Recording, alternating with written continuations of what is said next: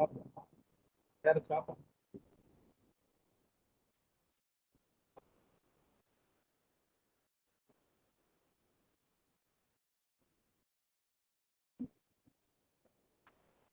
அண்ணா வந்து யாரு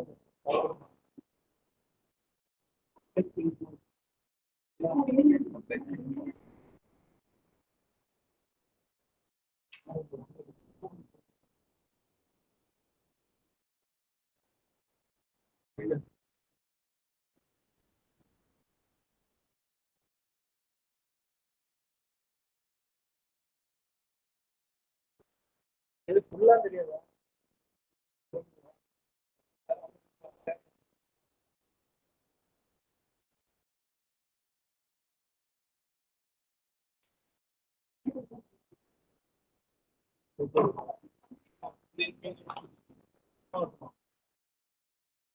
நீங்க வந்து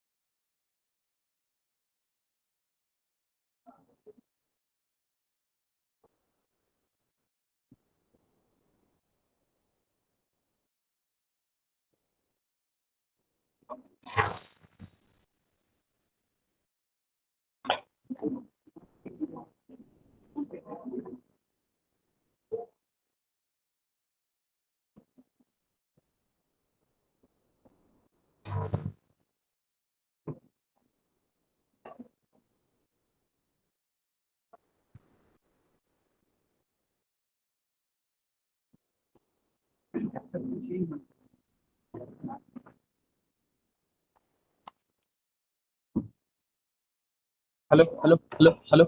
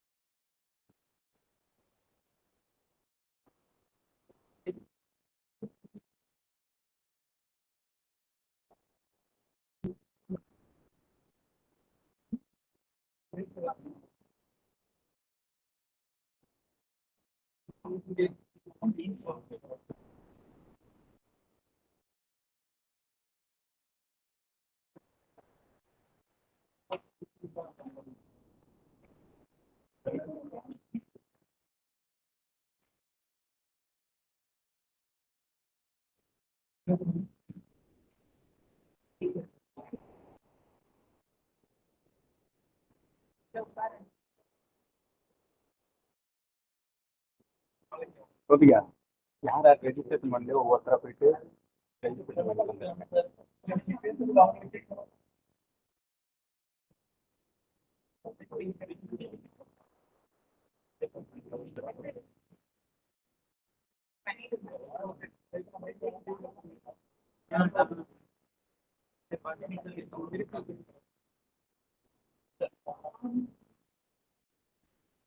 சரி ஓகே.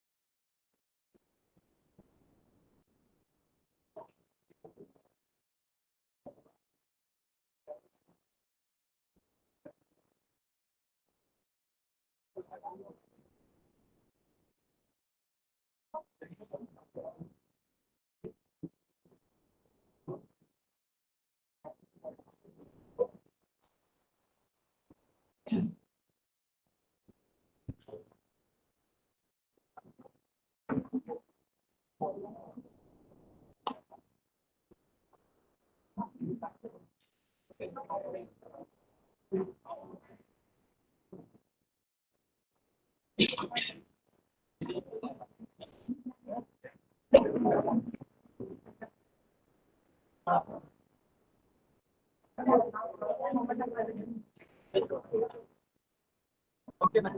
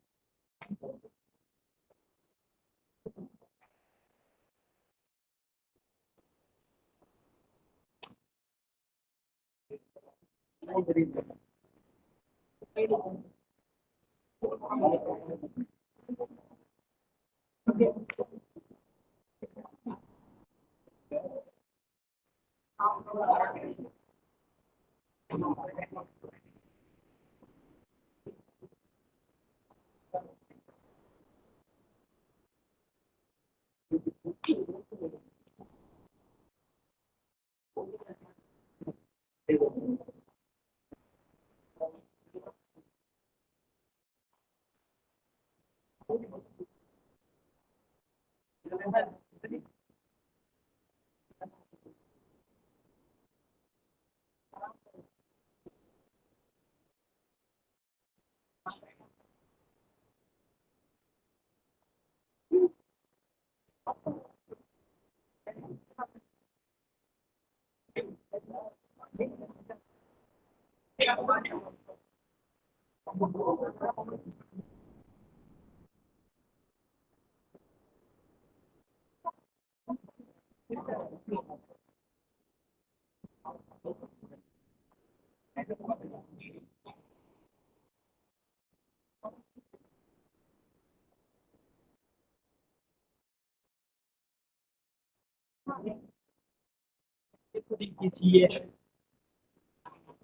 मैं पास हो गया।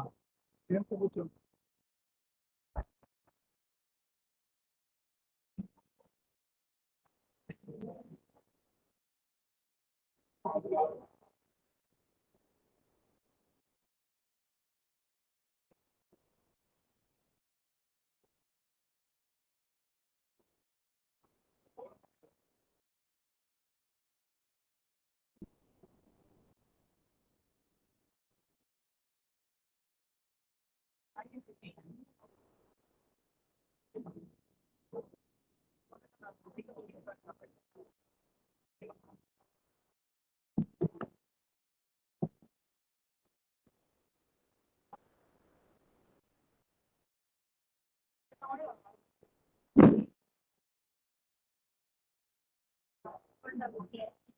He wants to change the world, be the change. Mahatma Gandhi. A very warm welcome to all of you. Ladies and gentlemen, we are about to begin this session in very few minutes. We would like to seek your cooperation in completing this today's awareness workshop for research scholars on impact of climate change on agrobiodiversity.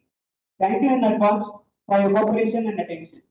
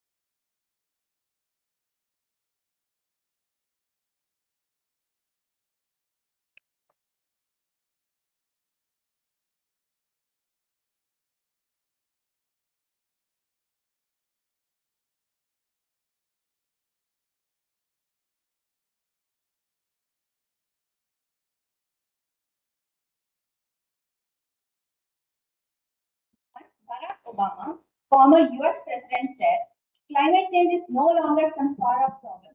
It is happening here and it is happening now.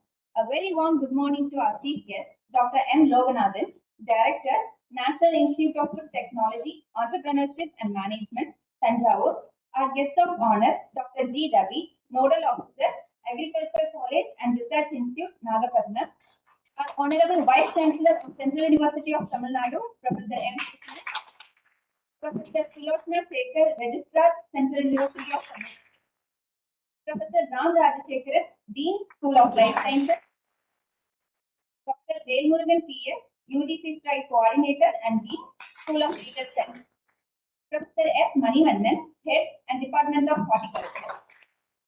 And all the deans, professors, head of various departments, workshop conveners, faculty members, environmentalists, delegates from various national and international institutes, students, participants, and organizing team members. This is Kartika, research scholar, Department of Horticulture, Central University of Tamil Nadu. It is my pleasure to be a moderator for this inaugural session of 2 days awareness workshop for research scholars on impact of climate change on agrobiodiversity. On behalf of Department of Horticulture, Central University of Tamil Nadu, we would like to extend a very warm welcome to all of you. Climate change has a wide range of environmental effects on agriculture and biodiversity. And these effects are expected to modify how species and ecosystems are distributed, which will result in a loss of biodiversity. If it keeps going on at this rate, it could endanger the entire food chain upon which humans rely heavily, which poses a major threat to all life forms. So the goal of many scientists and researchers' work is to combat climate change. So we believe that young research scholars have a major role in creating awareness on climate change issues, as they are going to be the future academicians, researchers, and scientists. And hence, this 2 days awareness workshop is organized to sensitize the young research minds. As UN Secretary General Antonio Guterres has said himself, we are dealing with scientific facts, not politics, and the facts are clear. Climate change is a direct threat itself and a multiplier of many other threats. To begin this auspicious occasion, we would invoke the blessings of Almighty. May we request all of you to join for Tamil Sai verse. Thank you, guys.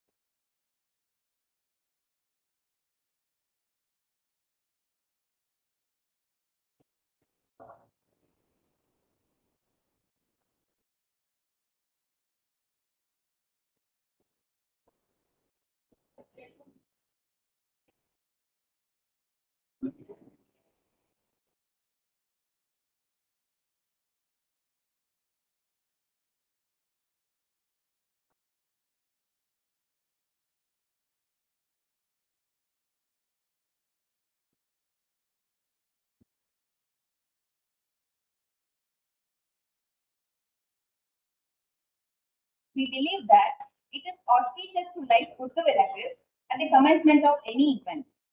Light drives away darkness. Light symbolizes knowledge, wisdom, and freedom. To solemnize this special invitation, I would like to invite all the dignitaries on the dais to illuminate the lamp.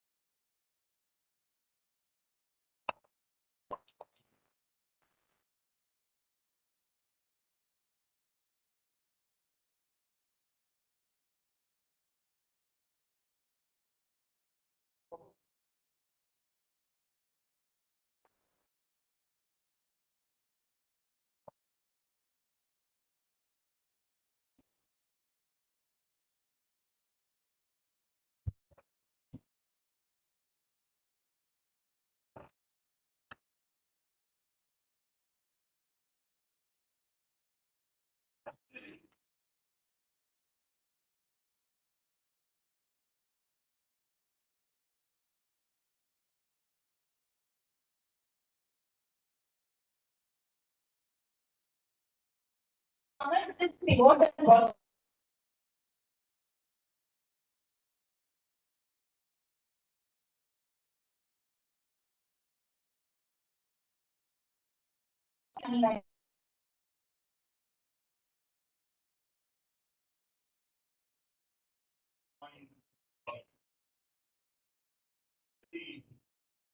Tamil tradition, any event that happens, we used to say three things.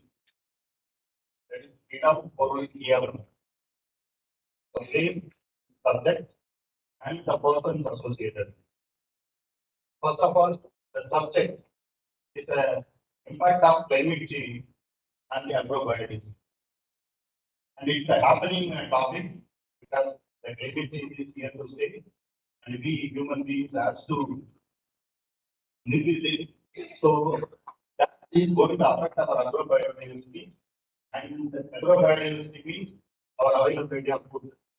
Along with agrobiodiversity, along with the availability of food is going to be a major challenging task. So the subject is highly relevant.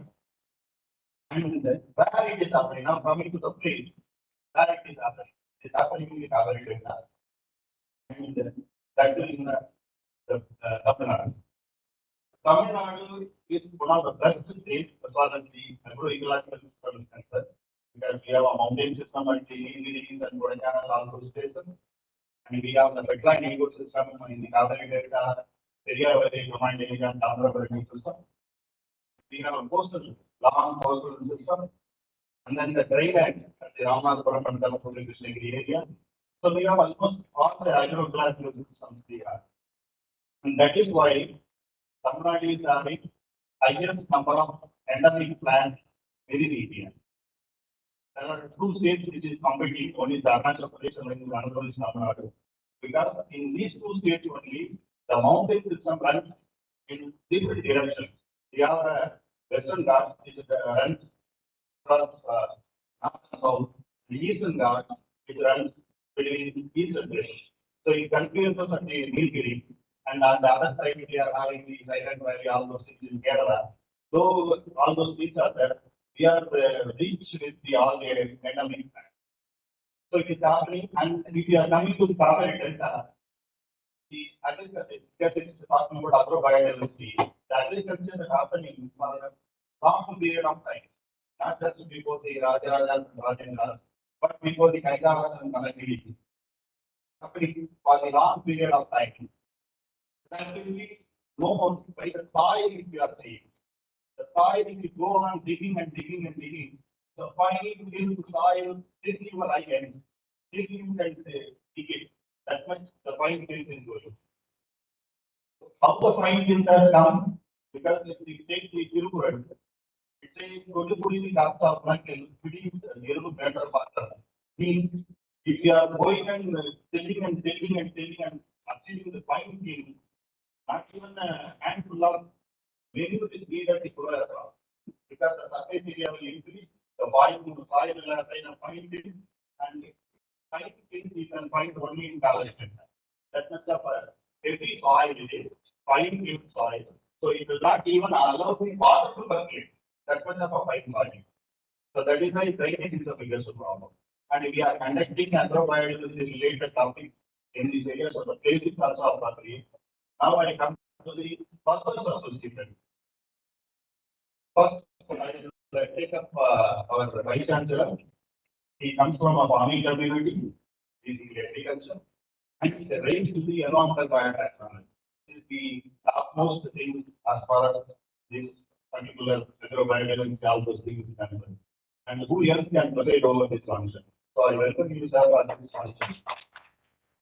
We have two eminent guests. One, both of them started with the plant sciences and they entered into the animal sciences as an insect entomologist, agriculture entomologist. And then one person, our chief guest, has gone into the food, food arena. So he has a complete evolution from the starting from the plant side, animal side, and finally coming to the food. So the entire evolution of what is needed for the human beings he has come. So he is actually the chief guest. Sir, I welcome you. Use this most appropriate. The number person is Dr. Ravi. He is also, as I said, he is also a plant scientist and agriculture entomologist or animal scientist. Then, because of the climate change, naturally we are going to have the conflict of the animals and the plant is going to come. The insects are going to come up. The pathogens are going to come up. So they are also evolving. They also will be adapting to this climate. So that will be a warfare between this. So he is an entomologist, and then later he has become a director of National Institute of Plant Health Management. He manages the plant health against the colony things when they emerging this one. And now he is a nodal officer for the Agriculture College and Research Institute, the DNA. Sir, you will be the most another most appropriate person for this. Even then, all these things happening, climate change has to happen, climatology has to be there, and it has to affect the soil. Both the things, one person will be studying. That is the geography person. So our regulator is the geography. So I welcome you, madam. All these things cannot happen, even though they are tiny. All human beings, activities, everything cannot happen without microbes. And we have an eminent microbiologist and food technologist, our dean, School of then I welcome you, sir. And then, after all, we are human beings. We talk about climate change, we talk about agrobiodiversity, we talk about food, all those things. Finally, we end up in the money. And the person who is there, even this the climate change and agrobiodiversity, they make it into money, trade, carbon trade, etc. They will be talking. So the commerce person is there. So we welcome that very good for this. But then the purpose of this event is we have a climate change. It created an issue and it is creating issues on the agrobiodiversity. And there are research gaps are there, and how these research gaps can be picked up with the modern available modern technology. This has to go to the young generation, the next generation, or think about it because we are going to live in this. So how to mitigate these climate change. Not that we are going to entirely control ourselves. We have to live with it, how to manage it is available. That is the purpose of this workshop. And for that, we starting with oil. And we have come to what is the standing of our India in the world arena regarding the climate, entomology, pathology, microbiology, food technology, molecular biology, environmental, and then the carbon grading, all those things. So we have going all the resource, eminent resource persons to talk all these things so that we will educate the research scholars. So I welcome all the research persons, my colleagues and fellow faculty members from the CUTM, and finally the persons who are coming to learn this from this workshop, the research scholars. I welcome you all, and I hope this workshop will be very beneficial for you. Once again, welcome you all. Thank you very much.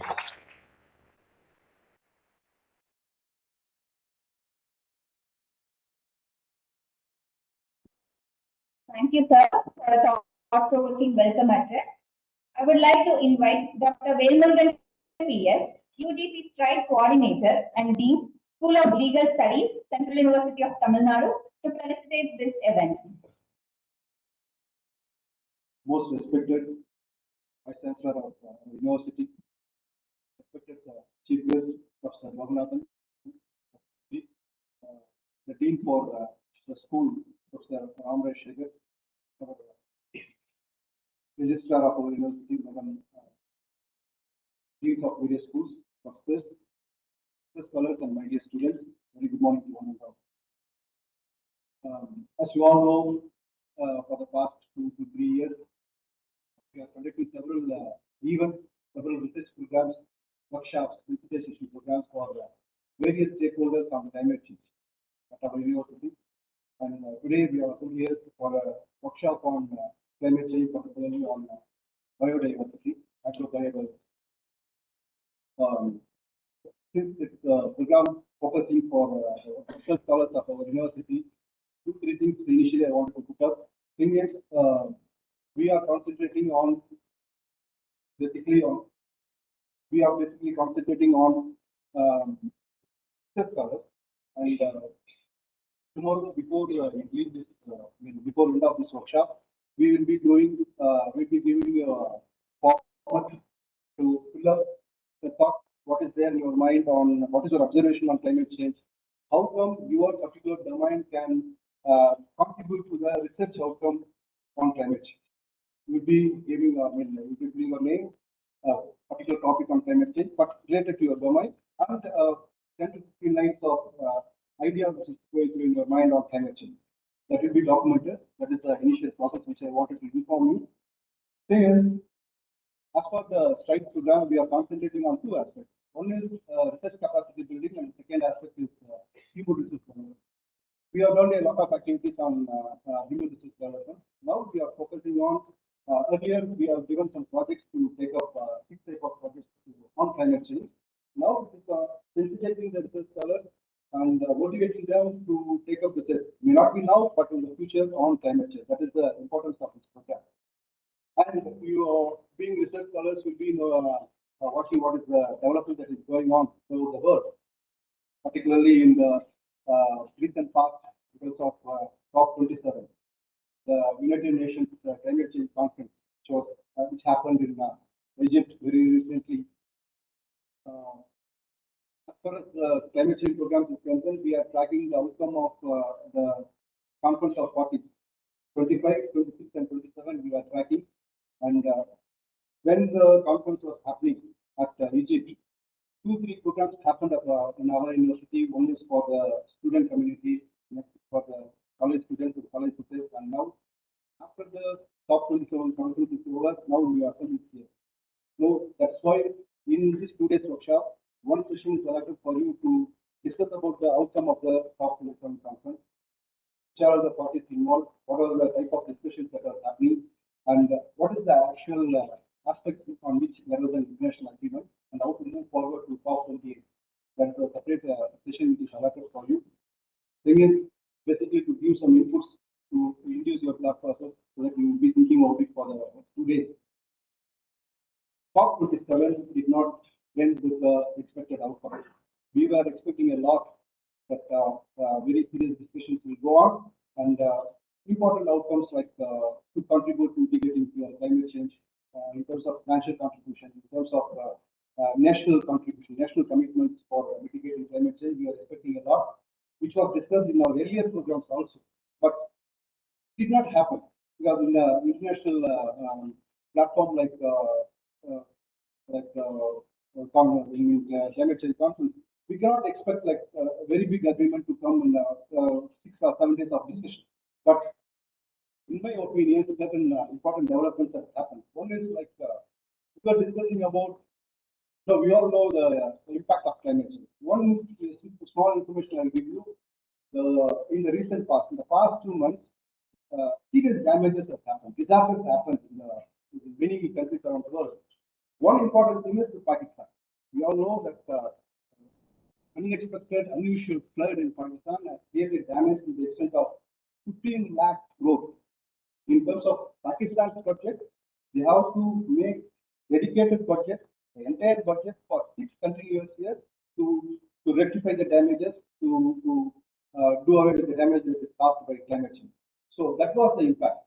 In that sense, there are many countries which are vulnerable to climate change, smaller countries, economically weaker countries, they are continuously getting affected by climate change. Whereas in terms of damage that is caused to, to the entire earth, to the entire environment from those countries, is very feeble, very small. Smaller countries, mostly island countries, they are affected by climate change. They are most vulnerable to climate change. But when it comes to the funds that is available to them to mitigate climate change, no, there is no helping hand for them. Even when very recently, last 2 weeks back, one of our deputy commander, the next level person from Indian Army, when he made a comment, give me a call. We are waiting for a call to wage a war on Pakistan, something like that. There was an international opposition which says no need for waging a war or demolishing maybe war on Pakistan. International community said that no need for that because it's already caused by climate change. At 10 times bigger damage that is caused by climate change. That is the situation. So interesting outcome of this COP27 is that now there is a loss and damage commitment given by international countries. Even though there is no financial targets, but there is a kind-hearted international leaders who have come forward to commit themselves that there will be some funds whenever there is a damage, unless there is a disaster, wherever it is in the earth, there will be some fund which moves from United Nations to the country so that some rehabilitation work can go on. That sort of commitment is there. But the negative aspect is there. When the international leaders were so kind enough to contribute funds, but they fail to understand that thing is we have to basically go with using fossil fuels. We have to have, like say, reduce some sort of emissions, carbon dioxide emissions. But there is no commitment from those aspects. They are trying to, prevention is better than cure, right? So there is no commitment on reducing the fossil consumption of fossil. There is no commitment on the targets which reduce the carbon dioxide emission. But however, now they are talking about providing funds. Okay, there will be a cyclone, there will be a seawater run rise, there will be a tornado. If the damage is caused, okay, we give some funds to overcome.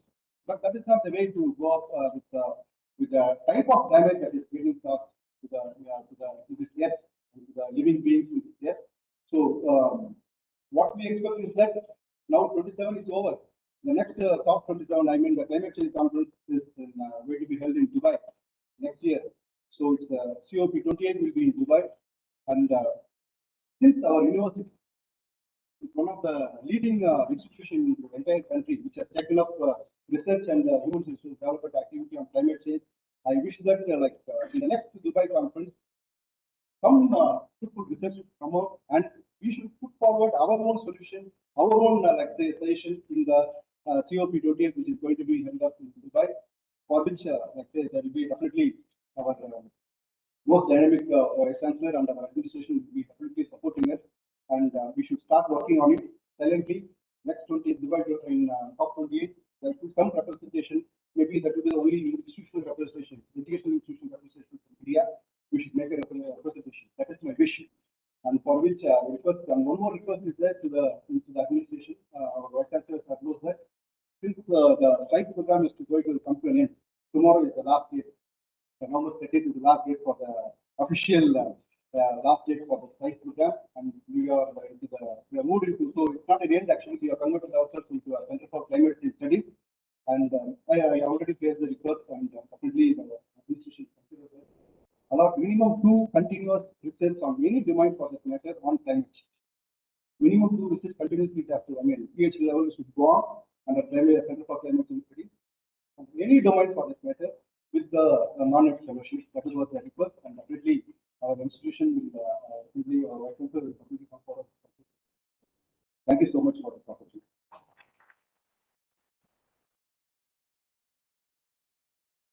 Thank you, sir, for addressing the purpose of this workshop. Now, I would like to invite Ram Rajshekharan, the student of the School of Life Sciences, who is the dynamic and supporting consultant, to deliver the presentation address. Good morning, all.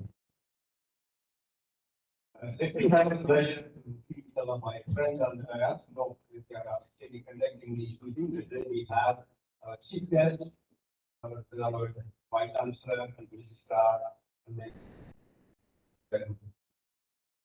I'm very happy. People on the side, they have come to one of our departments of life science as a team. I'm very honored. These are a galaxy of people in that. Without all of them, I don't think this meeting is going to happen. We welcome you for this School of Life Sciences, in particular the Department of Agriculture. The Department of Agriculture, they actually beautify the campus and beautify the mind. And then really thank the professor and Dr. Manivannan for taking this. What I want to say, I'm a good person, I say, what is climate change? God changing the climate. What we are going to change? No, we will change. Everybody talks about climate change, no change. You are that, them with a heart, that is, now the climate change, we call it as fire everywhere, floods everywhere, poverty comes because of the drought. And the fear of human being, fear of every animal, limitation is going to come on the biodiversity because of the extreme conditions in the nature. Why humans are here? Because of tomorrow we may not get good amount of food, and we may get food, but we may not get delicious food. That means food security and nutrition security is also linked as a part of the biodiversity. That's why it is the right meeting on the right time to have. And in fact, all the young minds have to put your thought, not to change, no, adapt the change and live a happy day of life. Thank you very much. Have a wonderful day.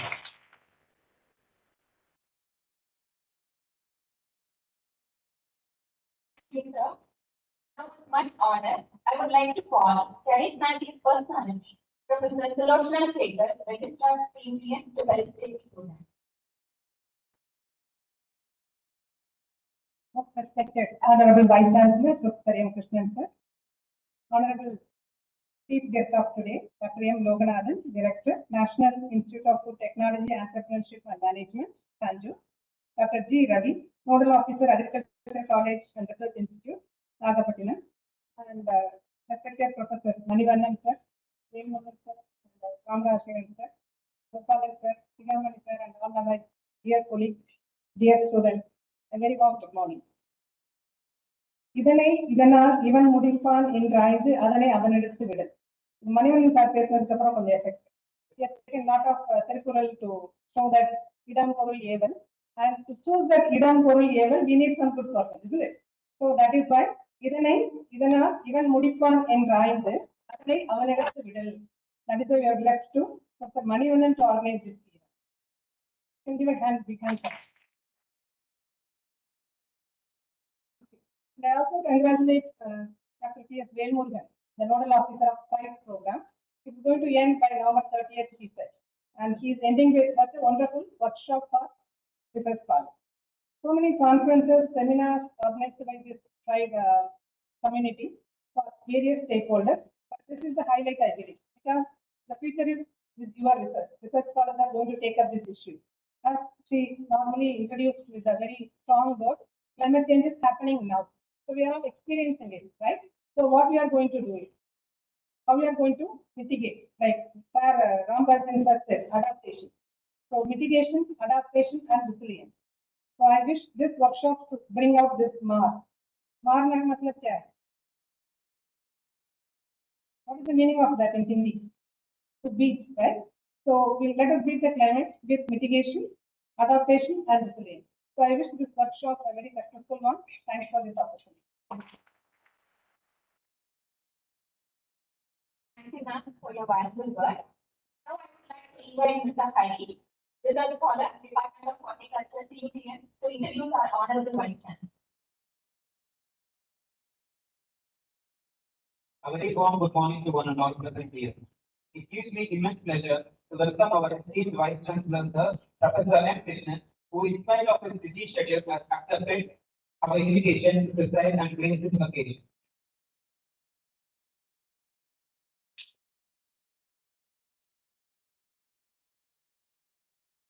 My dear and respected Dr. Loganathan, the Director for National Institute of Technology. But here I hope to mention that when we conducted that International Yoga Day at Tanjavur, I think it's a marvelous program in the history of Central University of Tamil Nadu. But without Loganathan, the program will not be successful. So I hope to congratulate Dr. Loganathan and to thank to Dr. Loganathan extend the help. Second thing, I don't know how many of you visited that National Institute of Technology. I think you can see that always we are talking about the higher education should give the product to the society. That's the way, my dear students, please visit NIT. You can see that how many products from agriculture is going to the society. So thanks, sir. You are giving lot of things to the society. So they are giving lots of products. You can see the machine, how they are saying that. And I have to congratulate Dr. Loganathan. The research institute elevated as a university, Central University. So that's a great thing. Welcome you, sir, for this wonderful workshop.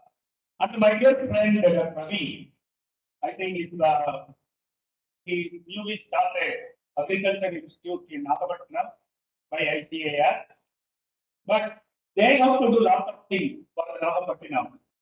I told that to Dr. Ravi that National Institute of Technology and Agriculture Institute at Nagapattinam and the Central University of Tamil Nadu to collaborate and to start the program in triangle basis. So Manivandan's road work for that they can come together and do that. And my minister has gone. I hope that for the Raman, even though now you know that he is the dean of your lifetime. I know last 15 years what is efficiency, what is the expertise and everything.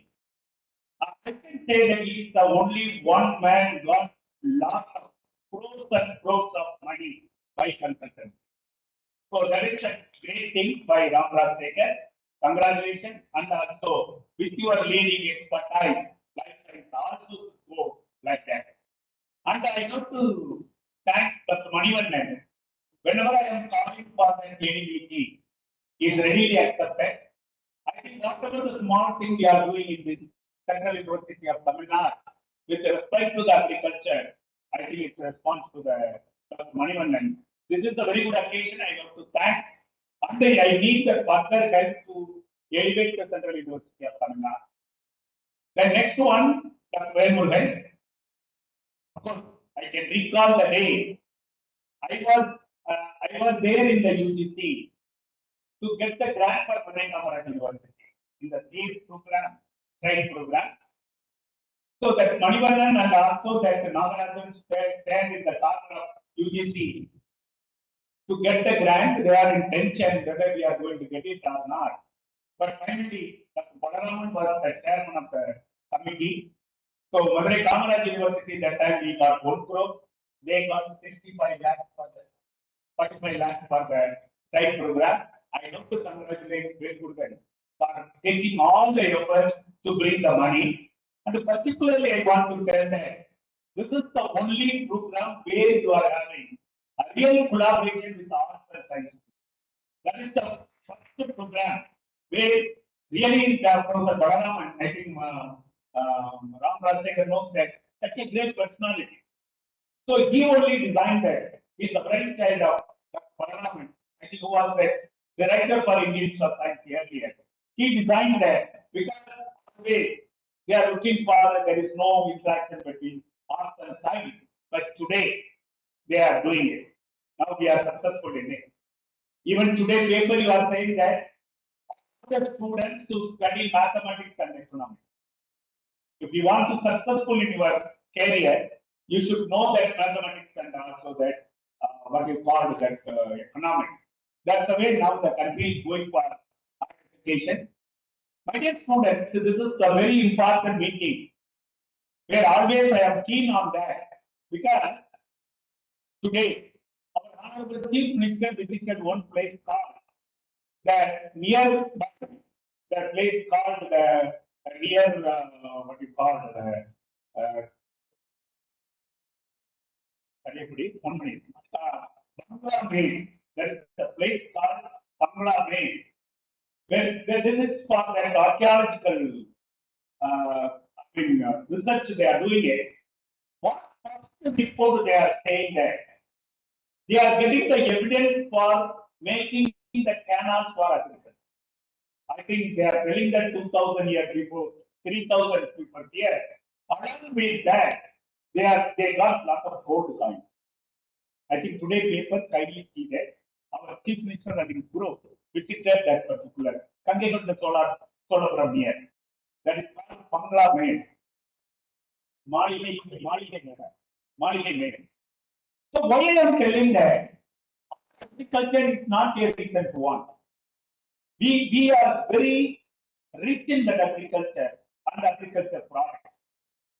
So once agriculture is very good, we are having the high resources for our living conditions. So that place is taken and they are giving another 6 months to explore something from this particular place. So I think experts they are going to talk about it. One thing I can see on my own eye, I think our Loganathan will also accept it. When I was at Rajasthan, a particular period, because of the high temperature in Rajasthan, I think that thousands and thousands of grasshoppers moved to the agriculture land, and you can't believe that it's damaged like anything. All the agriculture crops were damaged anything. And that, it's all that what is called prevent all protection. So after, Ram Rajshekhar told that, everybody is talking that climate change. But we are finding fault with other people, other communities. No, we have to start to prevent that climate change. What we are doing is, so you have to start from that your day to day life to put up the life. Let's use of that what you call resources. These are the things we have to adapt. Rightly told there. So that is the thing we are telling that now that government is doing wonderful job. If I am going to any airport, now they are saying that what's the carbon dioxide level in that every environment. Now what they are expecting now today is the 388 to 398 CO2 by ppm. They are expecting 2100, 478. If you are reaching such a level, definitely people very difficult to live. Because as I told that in several meetings, the CO2 too much in the environment, the mixed with that what you call the sea level, sea water, where it's still almost aquatic animals in the sea. That's you know that in India you can see that. We have lots of resources from sea sources. But because of the CO2, it's going to affect that. But another data they are giving, right in 1 degree of centigrade, 1 degree of temperature, it's going to damage or reduce 4 to 5 million of wheat production. 4 to 5 million of wheat production. See that where my people are going to live, how the world is going to live. Another very important thing, the cereal production will be reduced to 10 to 40%. So the two things are very important to consider because, I mean, you know that last meeting in the UK, everybody is talking climate change and climate change. So what we want to do that is the one I refer there. Don't talk to other people, kindly do something. That's the way Professor Manivannan and Professor Velmurugan joined together to take in this particular topic in the Central University of Tamil Nadu. I have to thank Manivannan. Why? Because our campus, right? It's because of the locking of water, we had lots of problems, right? Now, I told them to make a channel, but they make a river, right? Am I right, sir? Now it's like a river, where all the accumulated water can go to that, what you call the river nearby to our university. That's the first thing we want to do. We should not see locking of water inside that. Another very important thing, we want to have that, or we want to plant more trees, particularly the trees which is responsible to sequester the carbon dioxide. That is the very important thing that Manivannan is doing. So I request my young students, please don't think that I told it so many times. Come out from your curriculum. Break the barrier. Break the barrier. You have to do something for our nation, something for my society. Unless otherwise you are not coming out from curriculum, you can't do this type of thing. That is a very important thing, and also I put the request on my students. I think yes, at least one thing for you to develop in this. You should tell your name in future. That's the way that university should grow. Where I told it to Manivannan. So kindly after learn, you are planting some trees. See that trees to develop today in CUTL after 10 years, because we are that we will go with another 4 years. But you and my professors are going to live another 10 years, 15 years. So they can compare the data. They can compare the data. How our attempt in the Central University of Tamil Nadu will help us.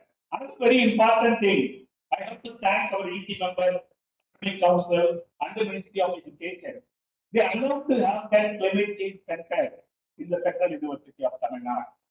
Why? Because, yes, every year we are facing problems. Every year we got the disaster. Every year we are seeing lots of problems in our area. But what we have done? What we have done? So that is the thing we have to look into that. We have to take the message to the public because we have to prevent something. That's the way now the university is looking for, because two experts are there, they will tell more about it. As Velmurugan rightly told that. Finally, whatever the small thing as a suggestion you want to give, please give us. We can recommend at the end of that, what you call the completing the process, project of site, that will reach the ministry. There will be some implementation to our society. So thank you very much for giving the opportunity. Thank you, Onata. Thank you.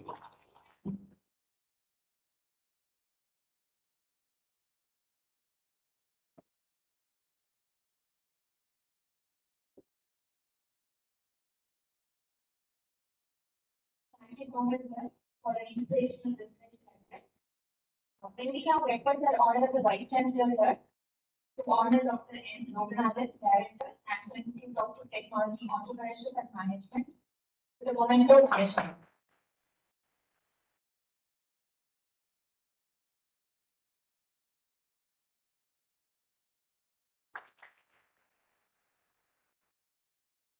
And sir, we request you to honor Dr. G. Ravi, Nodal Officer, Agricultural College and Research Institute, Nagapattinam, with a short and a comment.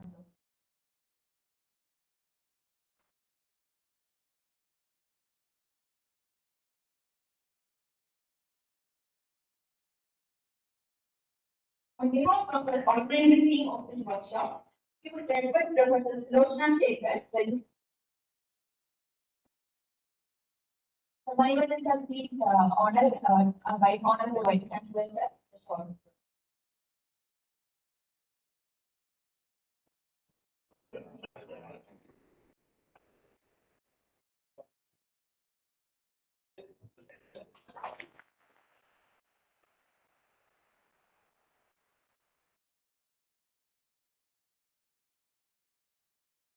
Thank you.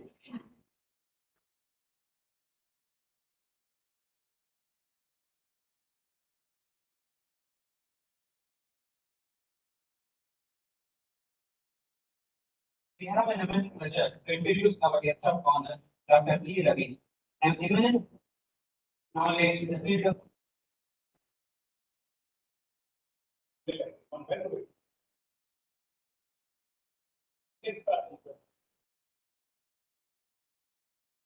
our guest of honor, Sir Dr. G. Ravi, has an immense knowledge in the field of agriculture and entomology. Sir is currently serving as Nodal Officer at Agricultural College and Research Institute, Nagapattinam, emphasizing teaching, research, and extension. Sir has served as Director at the Secretariat National Institute of Plant Health Management, Hyderabad. His expertise includes biological control of pests in agricultural crops. Sir has received many projects. To mention a few, Tamil Nadu State Young Scientist Award, Dr. V. D. David Award for Outstanding Contribution in the field of plant protection. He has completed 34 research projects, including 4 international projects. His stint as a teacher is well appreciated among the students, and he is vibrant and a great motivator to the student community. We are very happy to have such an immense personality with us today. So we request you to address the gathering. Sir, please.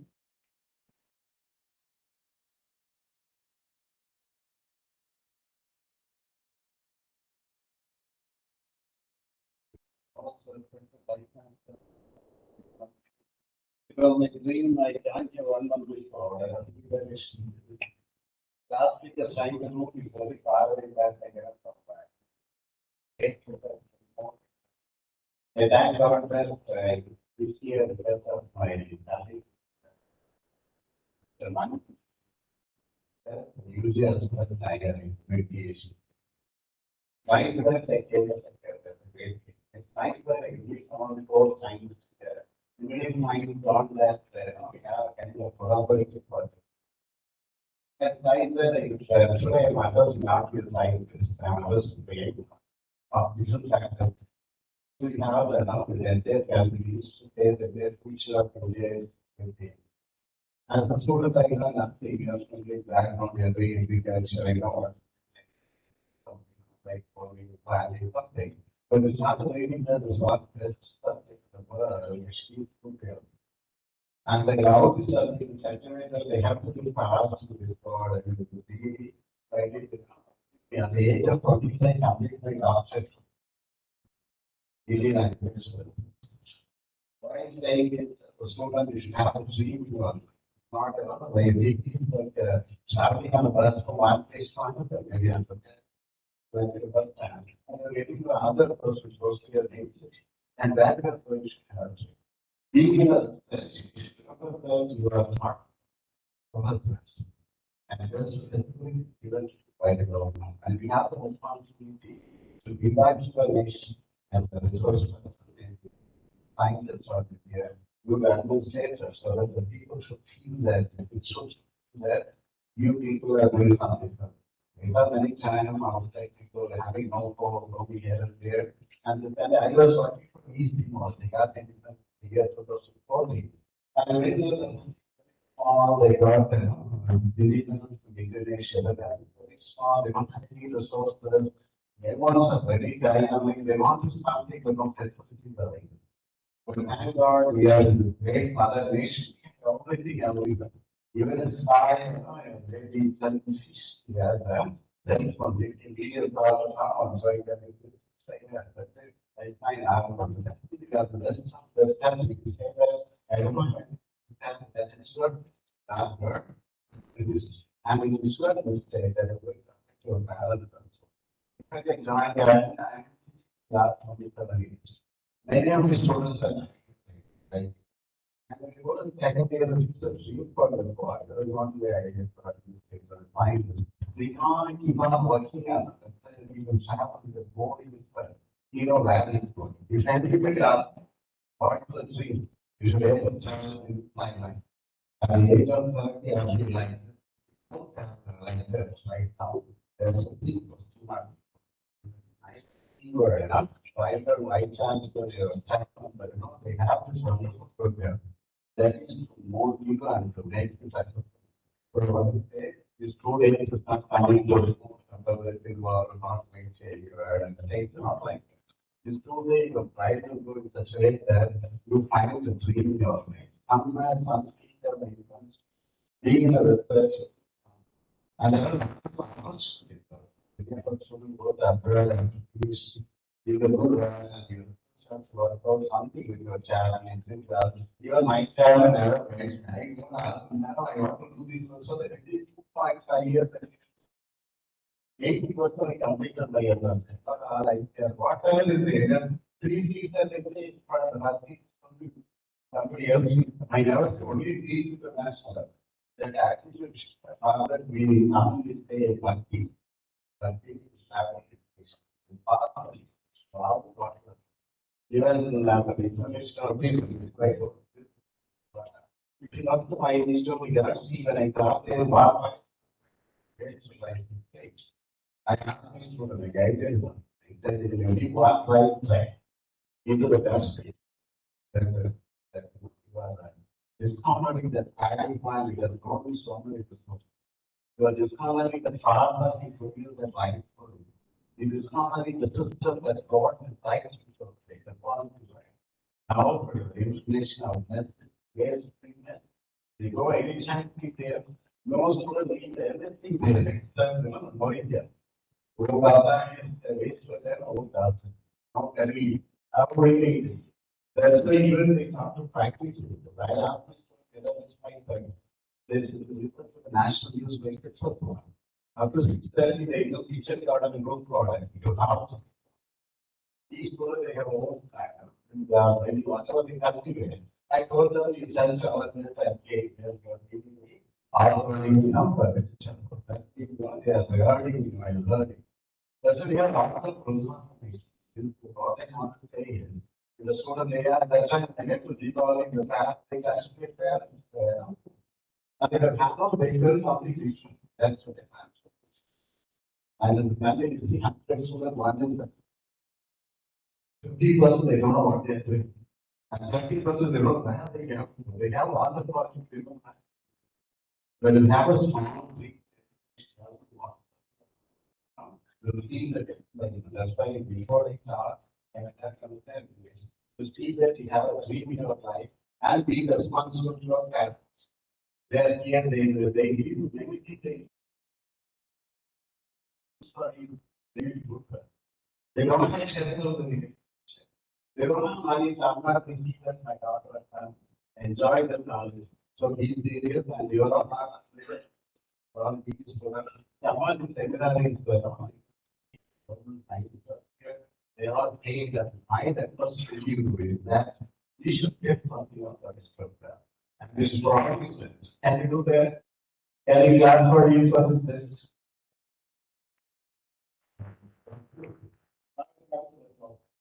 And I'm from the economic department, that is you'll see how much taking lot of testing and they'll have students, a lot of testing and wait. And if someone takes 100 ml, it's like what will happen? You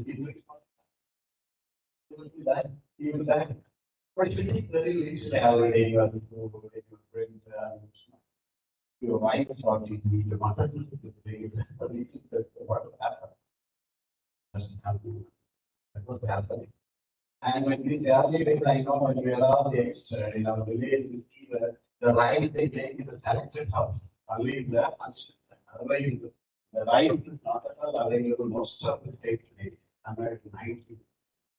We are getting the food from outside, maybe peas, maize from fresh. But I know everybody have a right. If there is to have the facts, however, great minds, we are working day and night, and we are there, and we revolutionize that.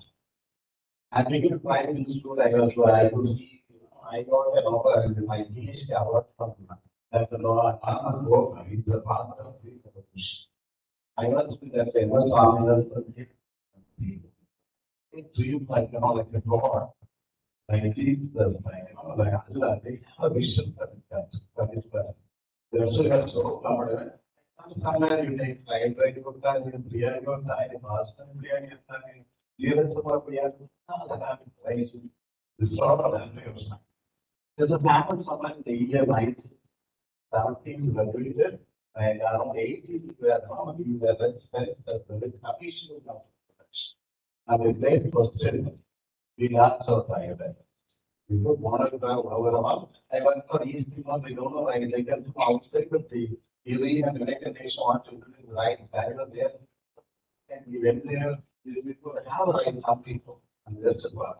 They take life in a part and the time is right. And they go in the time, but right up, they could bring all the right and they ask one there. You put the right and they grow on to the week. Whenever they see the paddy grind, they're about to something. So they take the right, like the person, they take, now the family produces more than 3, and they 80 kg per acre they best. If that's what I branch, they get sometimes they're kg per acre. But now they become self-sufficient. The parallel is the role of people. That is the international convention for plant protection. And they start with like already. And they have a different plan that can be easily managed without this. So that's why the country, all of these people, all the freedom fights of the country, the prime minister of the country, they made a list, not for the just we could have done, whatever rights after liberty, it is given back to others. They made serious, linked with all the arms of the fighters. When India happened in 19, it's very good to become itself fast, but silence. Every day we use other things to become the after this lab on how many years, that first. And we know last week, one thing is and 10 crore years before. Other also 10 crore before human game.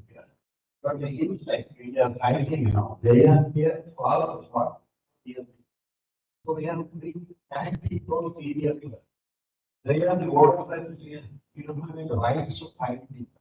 We should know, we should understand that we have to work. We have to be not everything we use because like EDT and why they are there. And they are not everything.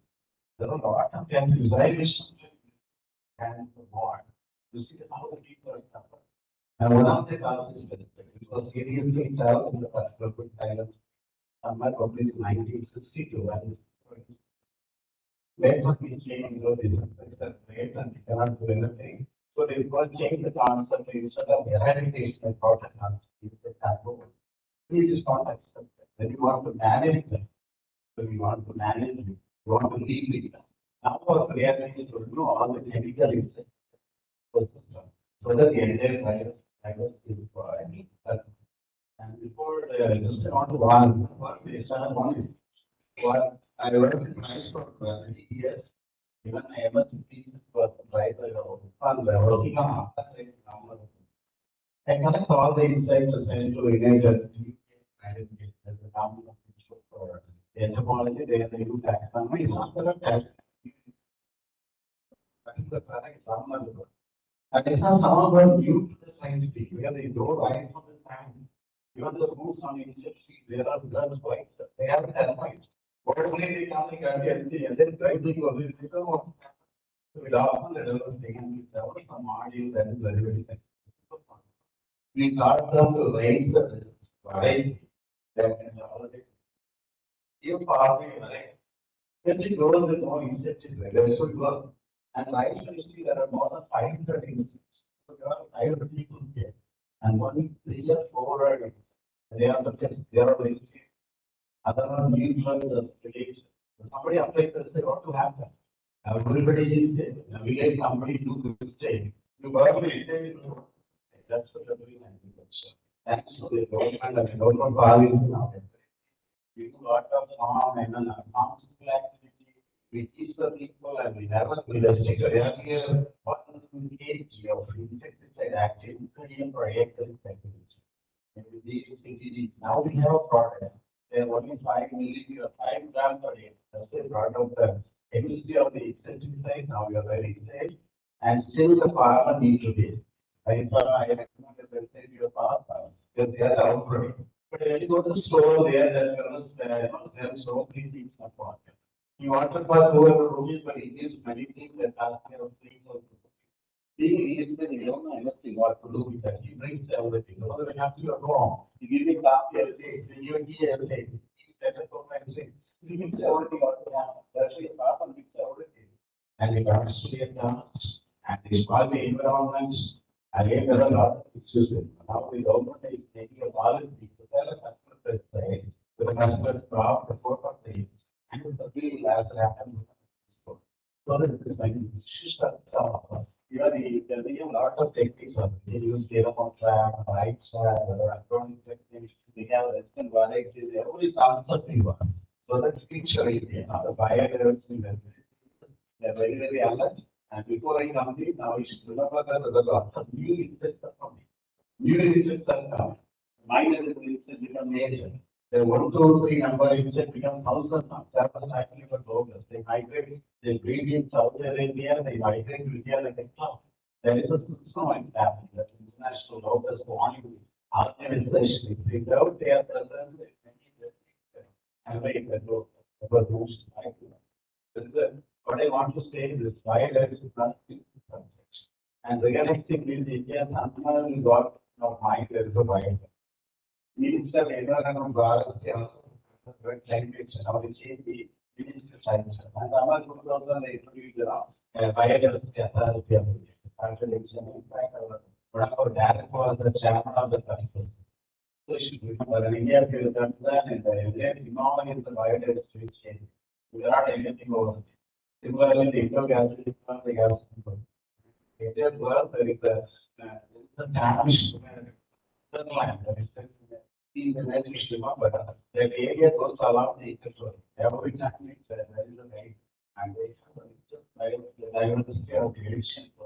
So it is the rule we should remember that there is a biodiversity.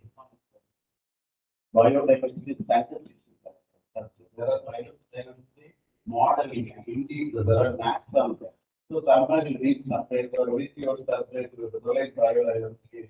You find the scientists, the national scientists, and you know the universities or that, so that we use something different. We do something different. So that we have quality data and habits of. And being a researcher, I want to see after function. You should be a best scientist as you see. I saw your GD that he brought so many skills. As a scientist, you have to have salary from growth, giving money, salary into your industry. So that you can lead to that access for them. So it is more information and finding out here. I worked in Sri Lanka, so any right now I am happy to have even if it is a company, it's a global. We have a similar collaboration with international water management. So sometimes I can collaborate with you. I brought them a research coordinator, is a famous breeder, his molecular biologist, works up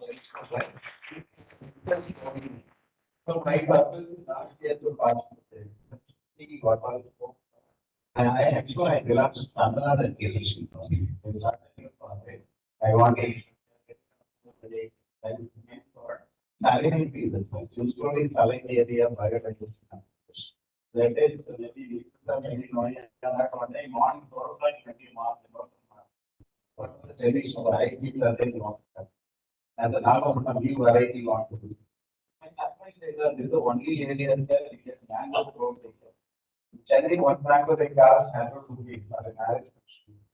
here is what we want to be to. This is the area where languages don't grow with it. I don't know something, and letting my have this idea. You produce the farmer, produce the other.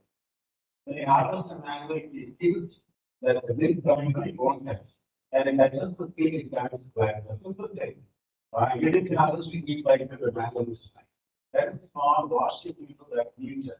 And in fact, that is then to done by the project somewhere, so that the department, the area will have more money. I was never going to agenda is only the farmer, either by increasing their production or increasing the market or reducing the cost. Like this, we have lots of aspects in our institute. Maybe some of you can regular connect with this. You want any research, everything completed, so that when we joining with Central University, today on. That's a great feeling.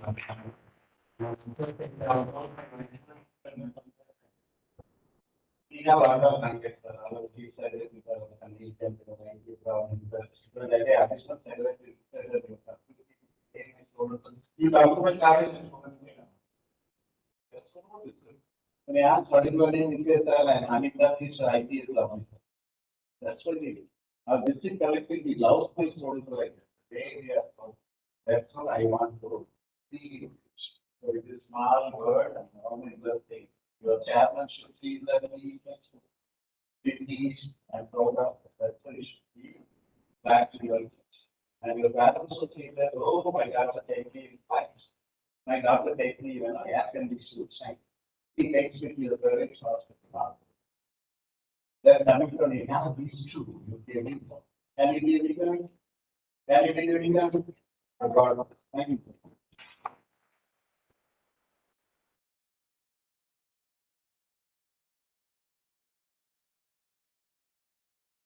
Thank you, Mohan, sir, for sharing the valuable information with us. We are happy to announce that we are organizing 2 days on President Conference on Integrating Climate organized by UNC Style Project on Climate Change in association with the Center for Climate Change Studies. Dr. Velmurugan PS and Dr. S. Nagarajan desired to disseminate the information relating to climate change by publishing a book titled Impact of Climate Change, Mitigation and Adaptation, which consists of articles written by leading experts in the domain. The editor believes that this will benefit the different scientists, students, and scholars, etc. I request the Honorable Vice Chancellor and the dignitaries to read the book.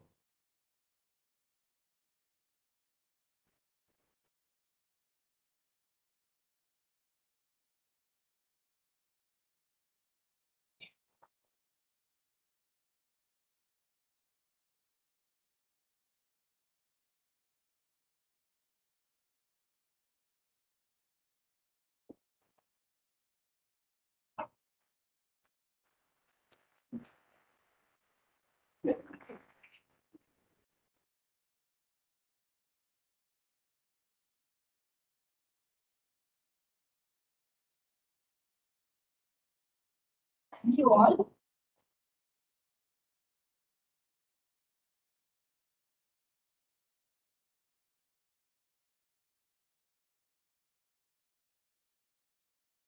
Next, I feel extremely privileged to introduce our chief guest of today's event, Dr. M. Loganathan, who is expertise in agriculture and technology. Sir is handling many national and international research projects on grain storage, monitoring of stored product insects, and management of insects in food products. He has guided several MPhil and PhD students. His area of specialization are grain storage and stored product insect management. Currently, Sir is serving as the Director, National Institute of Food Technology, Entrepreneurship and Management, Tanjore. Apart from his valuable service, he has been a visiting researcher at University of Manitoba, Winnipeg, Canada. Sir has developed many technologies. To mention a few, he developed methods for thermal disintegration of paddy using solar energy, technology to control profits in grain storage, and Sir has published his research findings in several international and national journals and conferences. Sir has visited many countries like London, Thailand, Australia, and Canada for various academic and research related work. We are very happy to have such a knowledgeable person with us. So we are pleased to welcome you to the workshop and request you to deliver the address.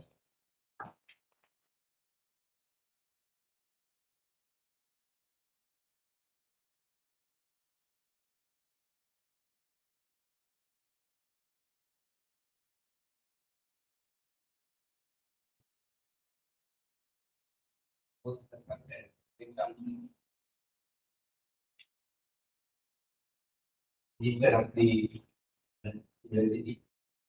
team players, the better very and other ideas, friends, so many friends are here today. Ideas, friends. Very good morning to everyone. We have to find it out. We got a great day. Yoga day. We are celebrating a big temple. We never started. We have so many events at the day. We enjoyed a lot of the students are also enjoying. This program was both the institute and on this platform.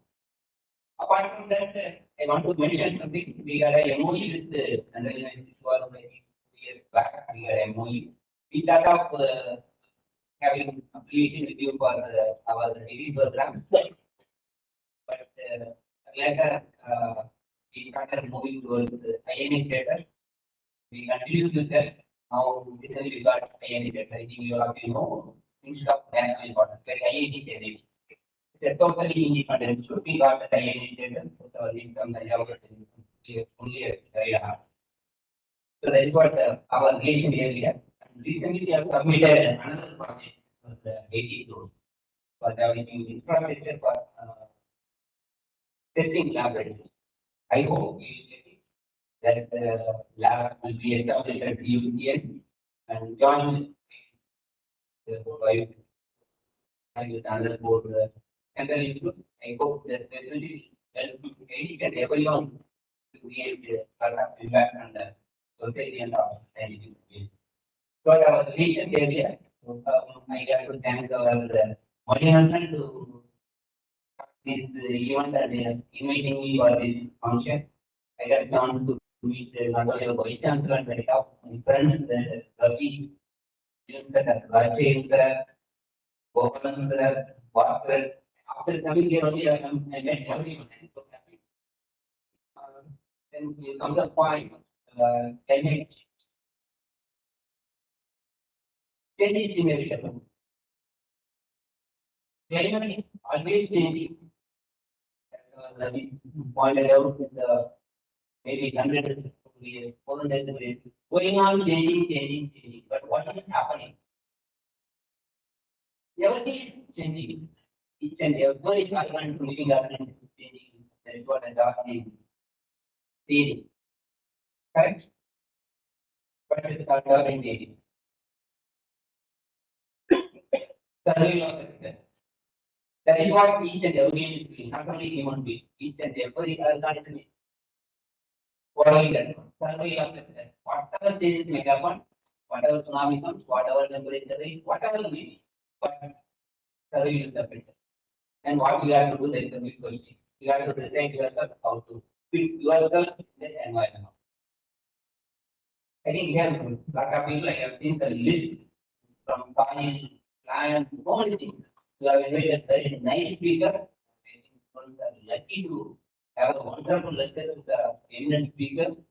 They are expertise in that. So you have to listen and you have to be very tactful for the 2 days. There is a point of just coming and going. Again, we have started MSc horticulture for all of us, and still you have to be very vigilant with the knowledge from the speaker. As a farmer, like I am still doing a farming community. When we say undergraduate, even from school, we have grown variety of crop in our farm. Very simple crop. 30 years what happened, how the climate change. We had a farming millet, we are talking about generation idea of millet, 2023, everybody is talking about millet. But I will tell you what happened. I come out from my home, till almost, I can see full of the Balaji only. After Balaji, immediately I follow that, cotton we used to go. Then, cotton, again, we continue with the turmeric. Then another one is we will go with the, this and go with the, the banana. Then another one is the plant used to cultivate vegetables like tomato or brinjal. In brinjal, that much quantity is applied almost 10 kilometers a day. That much we had in one place. Then what happened, you know? Climate change. Climate change is not only by natural. We are also making lots of changes. We are causing and another one, industry. Industry, we are very happy about getting the job from various industries, but I can't say it's not important, but it's important. The teaching and the investigation, we can't deny it, but at the same time, we have to very careful with the environment. Again, the big example is my education. You know, Tirupur? Tirupur is a small town when I was in. I moved to college, lot of my friends, they discontinued their studies, they started working in the dyeing industry, then they started their own dyeing industry. They are business owners now. You know what happened now? We are a highly populated city and it becomes district, separate district, within this part of the city, in front of my eyes. But we know it back, everyone thinking that you go up, it's my income, it's growth of income, foreign money, so many things, the environment generation, even from Punjab to Naga, lack of people are moving towards the food. I think everything will be happy, but you know what happened? How the food is not having the water to drink. When I was in the school stage, my during drought season, almost every 5 years used to get on drought. That time, what village come to my house, they will take the water for drinking. Now we are getting water for cycle just away from one borewell, they are supplying the water to that is what it is. What happened? This dyeing industry don't take anything. What we made a mistake, we forget about the pollution. Whatever waste comes from the dyeing industry, the Nile River went underground, now underground water is unfit for the not only for cleaning purpose, we don't have any of the crops instead of even what can be there. Nothing is there. You know what is there now? Only government. What is going to government? Another question, big question is that. Whether it is coming or not, it's surviving in that nature. Second thing, people started growing, people started moving forward. Nobody is coming for the general self, no labor, nothing. Automatically, it's over the carnage. So all these practices of all, everything we left, we convert to the plantation crop, carnage crop. Because we know need of hand. Again, because of all advanced techniques, irrigation, everything we met. So we are comfortable somewhere. But another thing, again, we are using the same water, polluted water for the coconut, same coconut is roaming around each and every one. How much residues are that? Analyze that water, the product comes out from the feed question. We are dealing with climate alone, natural alone is changing environment, creating impact on the but what we are seeing the is nothing is there. So we are fast and fastly out making changes in the environment. But the very also the harmonic also is really put your little bit effect to save this where we are injecting and having what is going to university, we can get all types of pulses, spices. You can't get the development is not in America, Canada, and it is very limited. You ask them what are the costs from this, and they can make this 3 spices, and you make it like this area. Whatever the product is, everything is available here. Except one mark. Whatever the fruits, whatever, and students, I have to mention that what are the fruits, vegetables, everything we are getting. Everything we are getting. Correct? Everything we are getting fresh. Why we are not using process, that I will come to that point here. Everything, every day we are getting fresh. Very good market, I went to the market, everything we are getting. Everything, every day we are getting. Oh. In 1966, from Bengal government, we lost millions of people because of unavailable. We get like anything in the country, but our great the song, Swami and our part of the revolution of India, made a great change. Now we are self-sufficient. We are getting everyday food. We are self-sufficient, not only self-sufficient, we are exporting. Costly and non-costly, both we are exporting, and 3,000 we are exporting. The happy thing, science grown, made everything, all the changes happened. But what happened? We are happy now. The happy should not go to Almighty, correct? Why you are going to Almighty? We are going back, why? Because we started using hybrid, because we started collecting the best rates from the wild, and we started traditional hybridization, and we got the hybrid and genetic modification. We made so many changes, we got self-sufficient. But what happened for all these things? The bioagency wants is simply what we want to get more yield in example of 80 to I mean, we need to give input resources, water, fertilizer, and once you give more water, fertilizer, what will happen? Automatically, fertility. What fertility is you are using fertilization, insecticides, fungicides, everything we are using. So now we get to know that whatever we are taking can be careful, but everything is polluted to the base. Correct.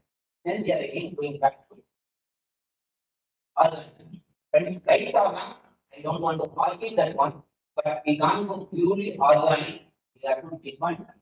Then again, we will go back to the PhD.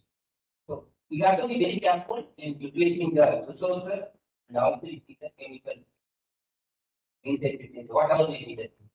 That is what the integrated treatment management and integrated pest management is. Some of the people are thinking that integrated chemical is not there, but chemical is there. Integrated management system is not controlled.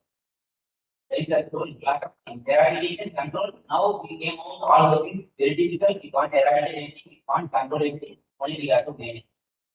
So all management, you have to depend on organic things, try to manage the organic input, organic fertilizer, organic pesticide, all physical, chemical, biological control, physical, biological and other whatever the things, right?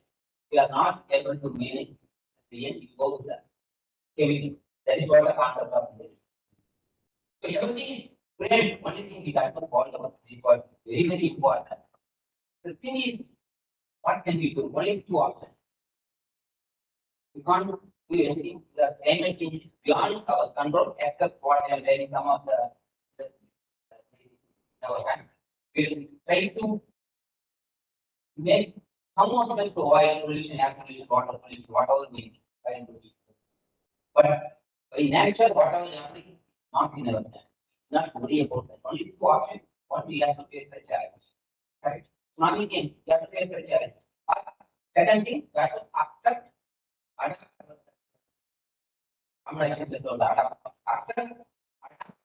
Then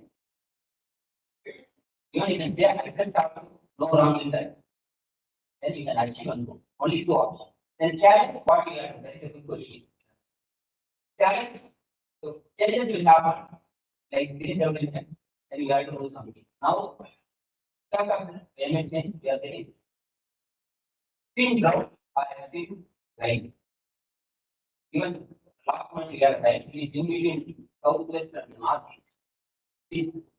Everybody is surprised how this much rain comes out of this. It spoils the entire agriculture, no doubt on that. But what we can do, we can't control it, it's not our control. We can't do anything, but only thing you have to take care. That is what now we have to develop a lot of variety thousands and thousands of traditional varieties are there. We have to find out root of varieties to grow in the active growth and active. That's what we have to do. Breeders are, I think breeders are speaking, I have seen the list, I think they will throw some light on that. Second one is fine. That the partner is that way, morning that is going to discuss what we have to do. The major thing is, that's why microorganisms are there, organic matters are there. Water is there. Water is a major thing. We have to use water. We have to be very careful. There is what we have irrigation system, we follow any of this. Now the system is changed. We have to follow water accordingly. That word is fine now. We have to coordinate the water. The requirement of the water for each crop. Accordingly, you have to do requirement of water, requirement water. That's all. Don't get excess water, don't waste water. Then only we can survive the active development. So I think we will discuss. Then we come to the fourth purpose. There is huge waste. Every day they are getting the price in the market. But everything is sold out in the market. It's not that. You go and see real estate, vegetables grown and vegetables are grown again. That is what the data comes. We have so many data. From 10 to 30% wastage, particularly in the grains, they are telling 30 to 10 to 15%. But in the makeup, vegetables like fruits and vegetables, those are from 30 to 40%. Just imagine they are producing 100 kg, wasting 30 to 40 kg. The energy, water, what needing, what the money, how much you are wasting. That is what our engineer is working on. How to preserve those things. We have to avoid this. That is what we are working on from preserving storage and value addition. So we want just the storage. Rain actually we can store it, and reduce the market and store it. Even our friends are there, a lot of interest are there from field to storage. It will do its job. That's also very challenging. And we are all seeing that the other is that use of the carpet are storing the drains in lakhs and go on and see what is happening, where the issue is only there in that. That is also kind of in next short. You can see some of the instances during summer, then one kind of a going is there. Started on last week. Till last week, we didn't get few instances for going to the students in the class. Now last week, we can go to the government state during and government coming to lifespan. Because the timing of the second, that is what the situation. So what we are doing, we are not only going is not for fruits and vegetables, we have to be very careful to receive a commodity, time moisture handling. So we have our things, even solar also system, the bigger project is energy. So we are working on how to fix the how to solve this, and also we have lots of things and value. We have to convert the value product. Then is going for at least 6 months to 1 year. Then wherever the stage is there, supply things, avoid this and supply. So we have a very nice innovation center. Therefore, we can take our and visit to get some idea. We are doing particularly some of you maybe doing on breeders and other breeding and other aspects. Some of you can start working on a postgraduate to get some ideas with discovery. We have the testing laboratory, enabling a laboratory, and then food laboratory. Apart from that, we have non-thermal center, non-thermal processing after center training. We have stage started as a very processing center and then getting the proper technology, technology, and now we become data. But still, we have a separate center to excellence in training. We have all property in all the images are available. That was ultimately means whatever it comes, we have to pay. We want to pay, avoid the wastage, and we have to store it, we have to supply throughout it. That is what the brand is. So this we were taking in my way. I get a lot of time and session is there. So my record is what we have to challenge, we have to take the challenge. You have to prepare yourself and have to face the challenge. Not only the challenge, maybe your life.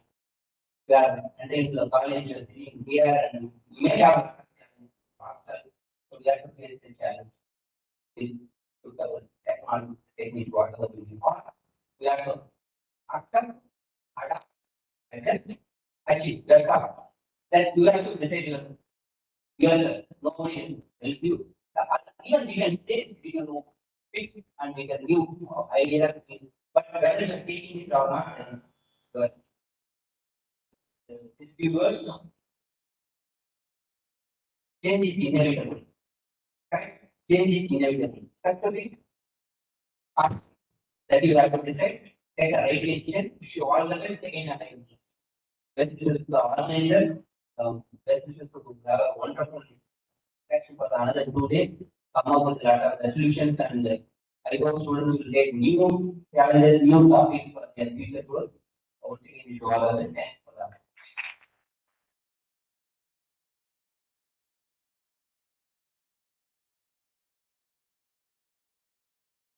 Thank you very much, sir. Your thought-provoking and the platform for the information note, I hope everyone present here was enlightened by the wonderful remarks. Last but not least, because it is time to thank all dignitaries, participants, faculty, and non-teaching staff who are making this program happen. Dr. S. Kumar, Assistant Professor, Department of Horticulture, CPS, will be convener of this workshop. We call upon sir to deliver the vote of thanks.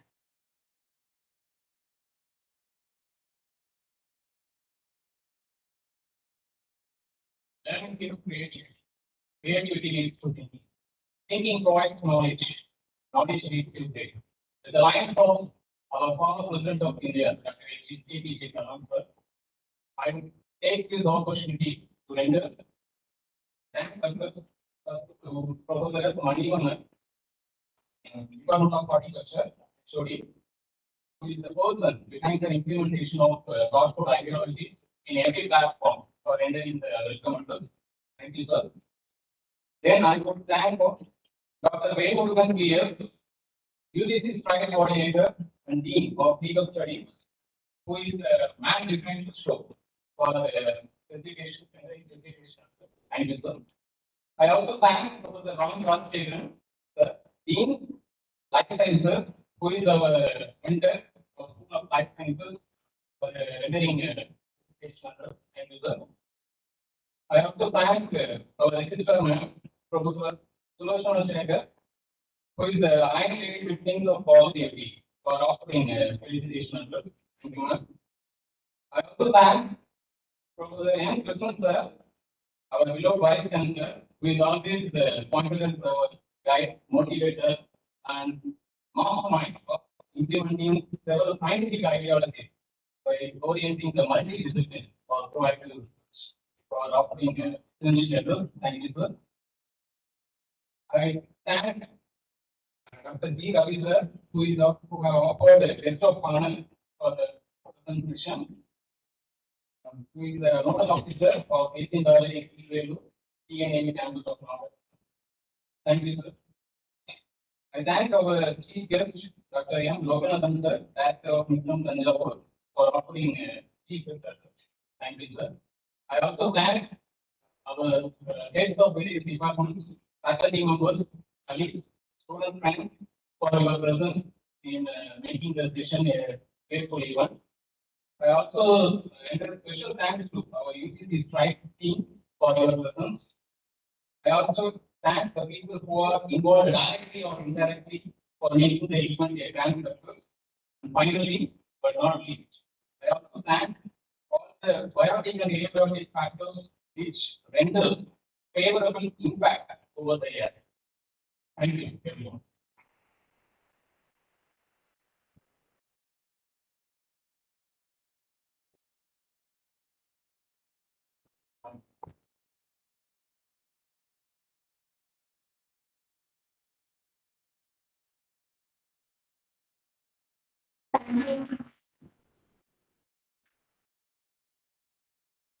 Thank you all. We thank the delegates and participants taking the time off your busy schedule to understand and react towards sustaining our mother earth. Before you will learn and react to the various angles of impact of climate change on agro-biodiversity. To drive the future towards sustenance, we always have renders for you to be fruitful and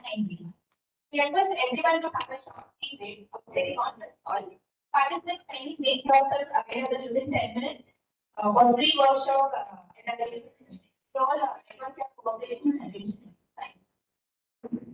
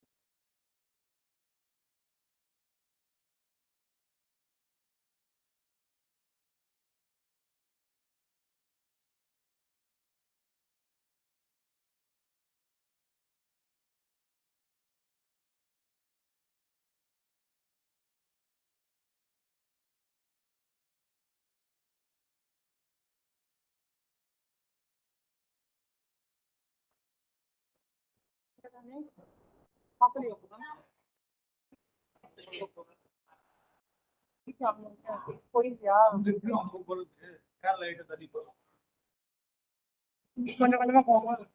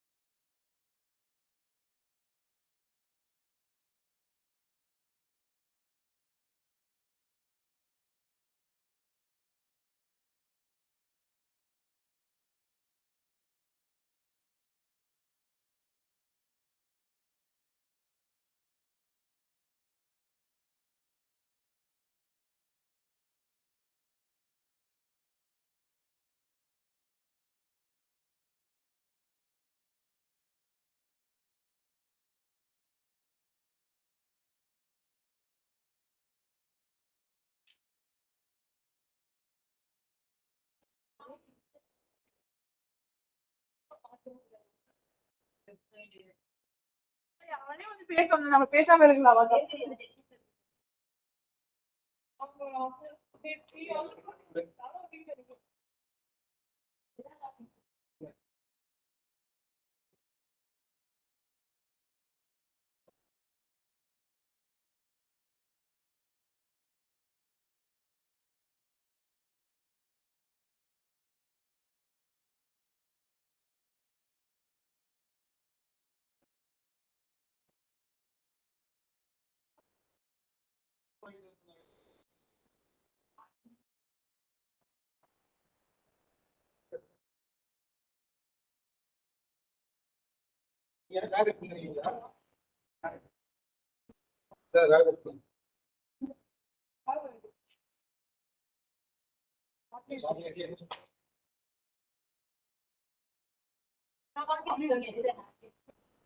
online link அவங்களுக்கு follow up இருக்காங்களா?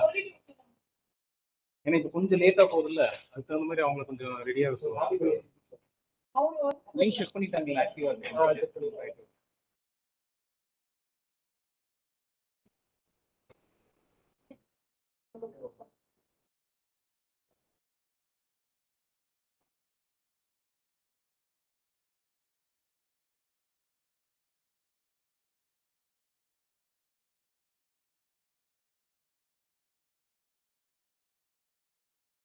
இல்லைப்பா, பார்த்து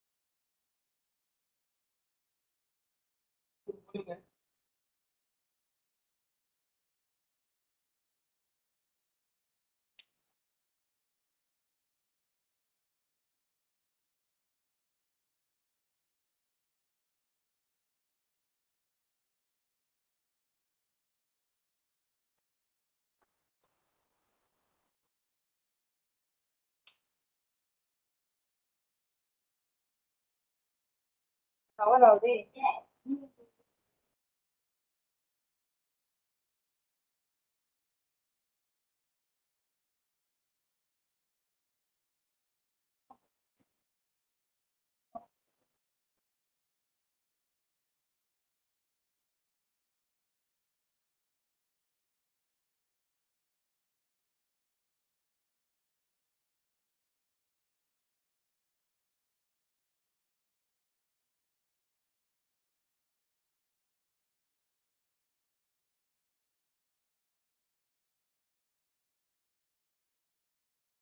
இல்ல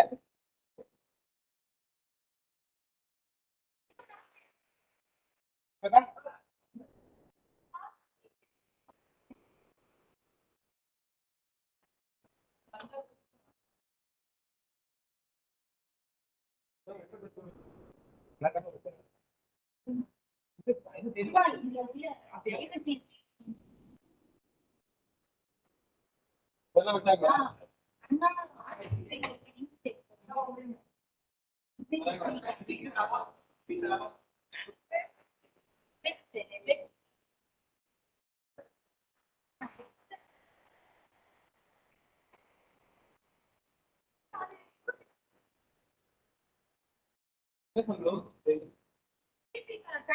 சரி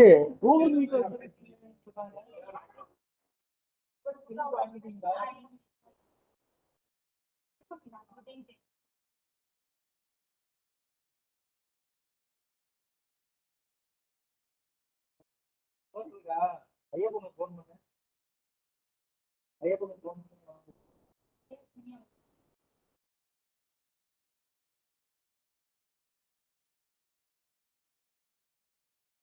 பாட்டு ஏதாவது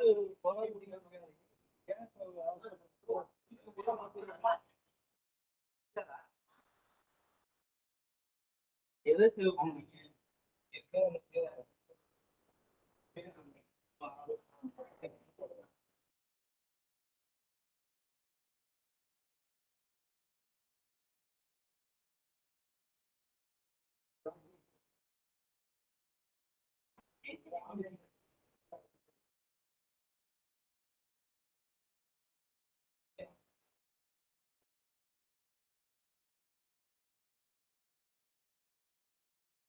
send பண்ணிருக்கீங்களா?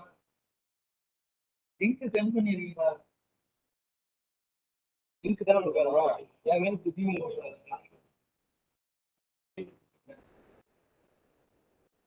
இப்போ நீங்க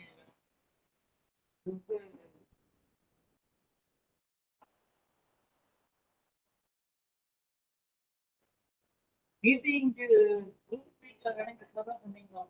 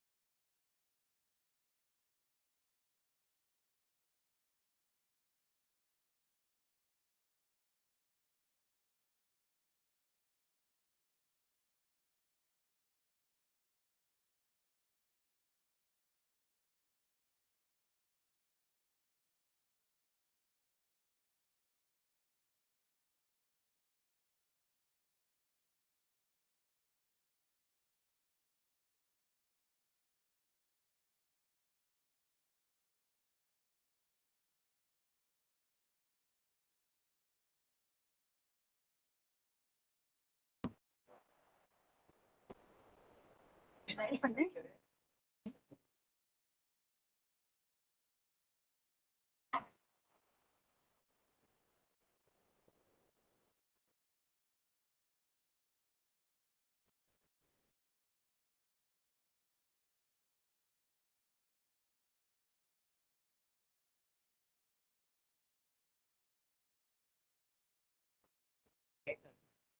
இப்போ இன்னொரு ரவுண்டு போட்டு sir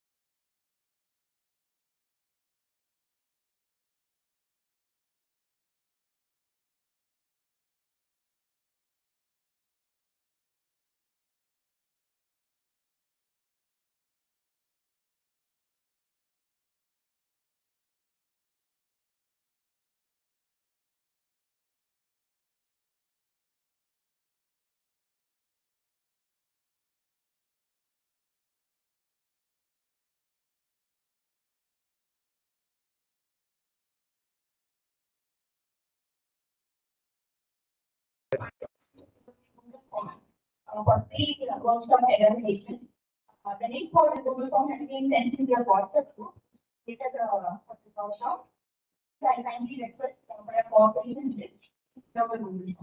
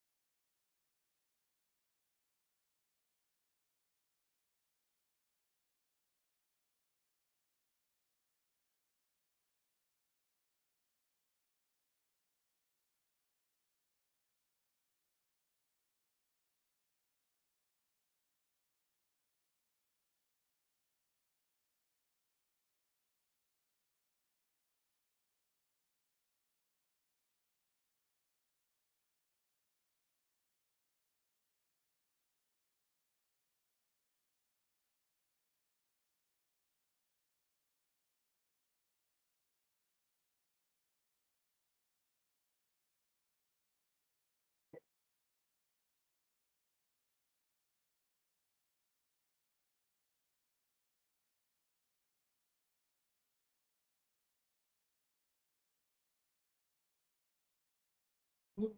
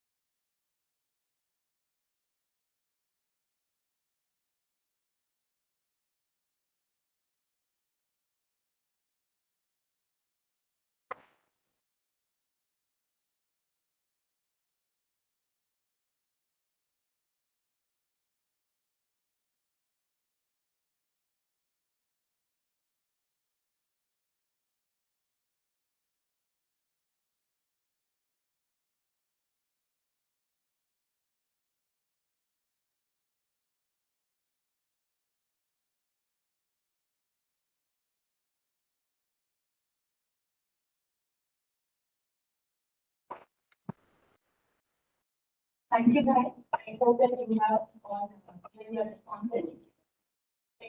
Go on to the first section.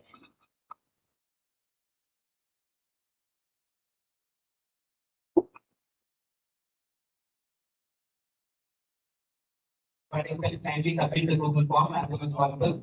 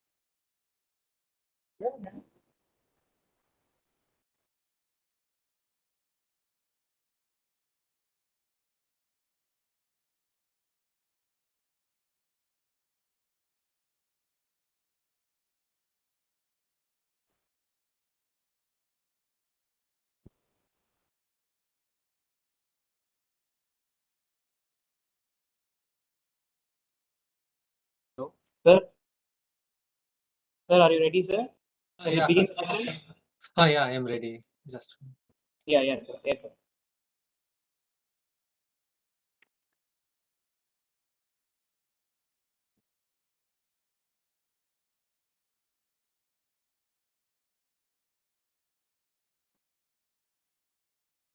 Environmental activists categorize one that soil is the greatest connector of our life, the source and destination of all. A very warm good afternoon to one and all present here.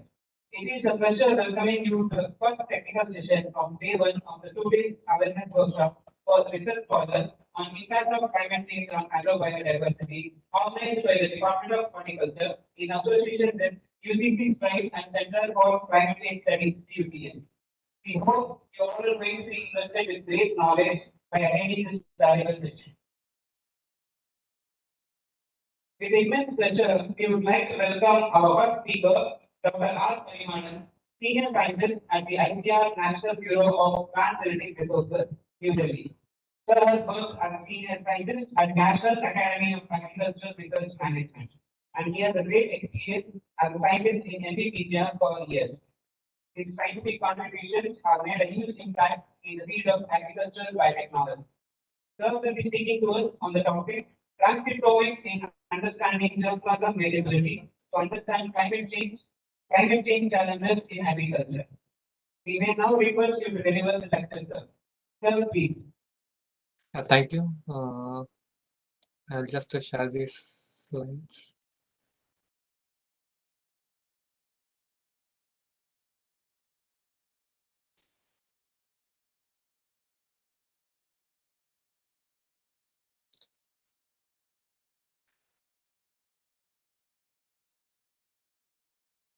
Is the slides visible now? Yes, sir, it's visible. Okay. It's fine. For the ease, I just stopped the sharing video.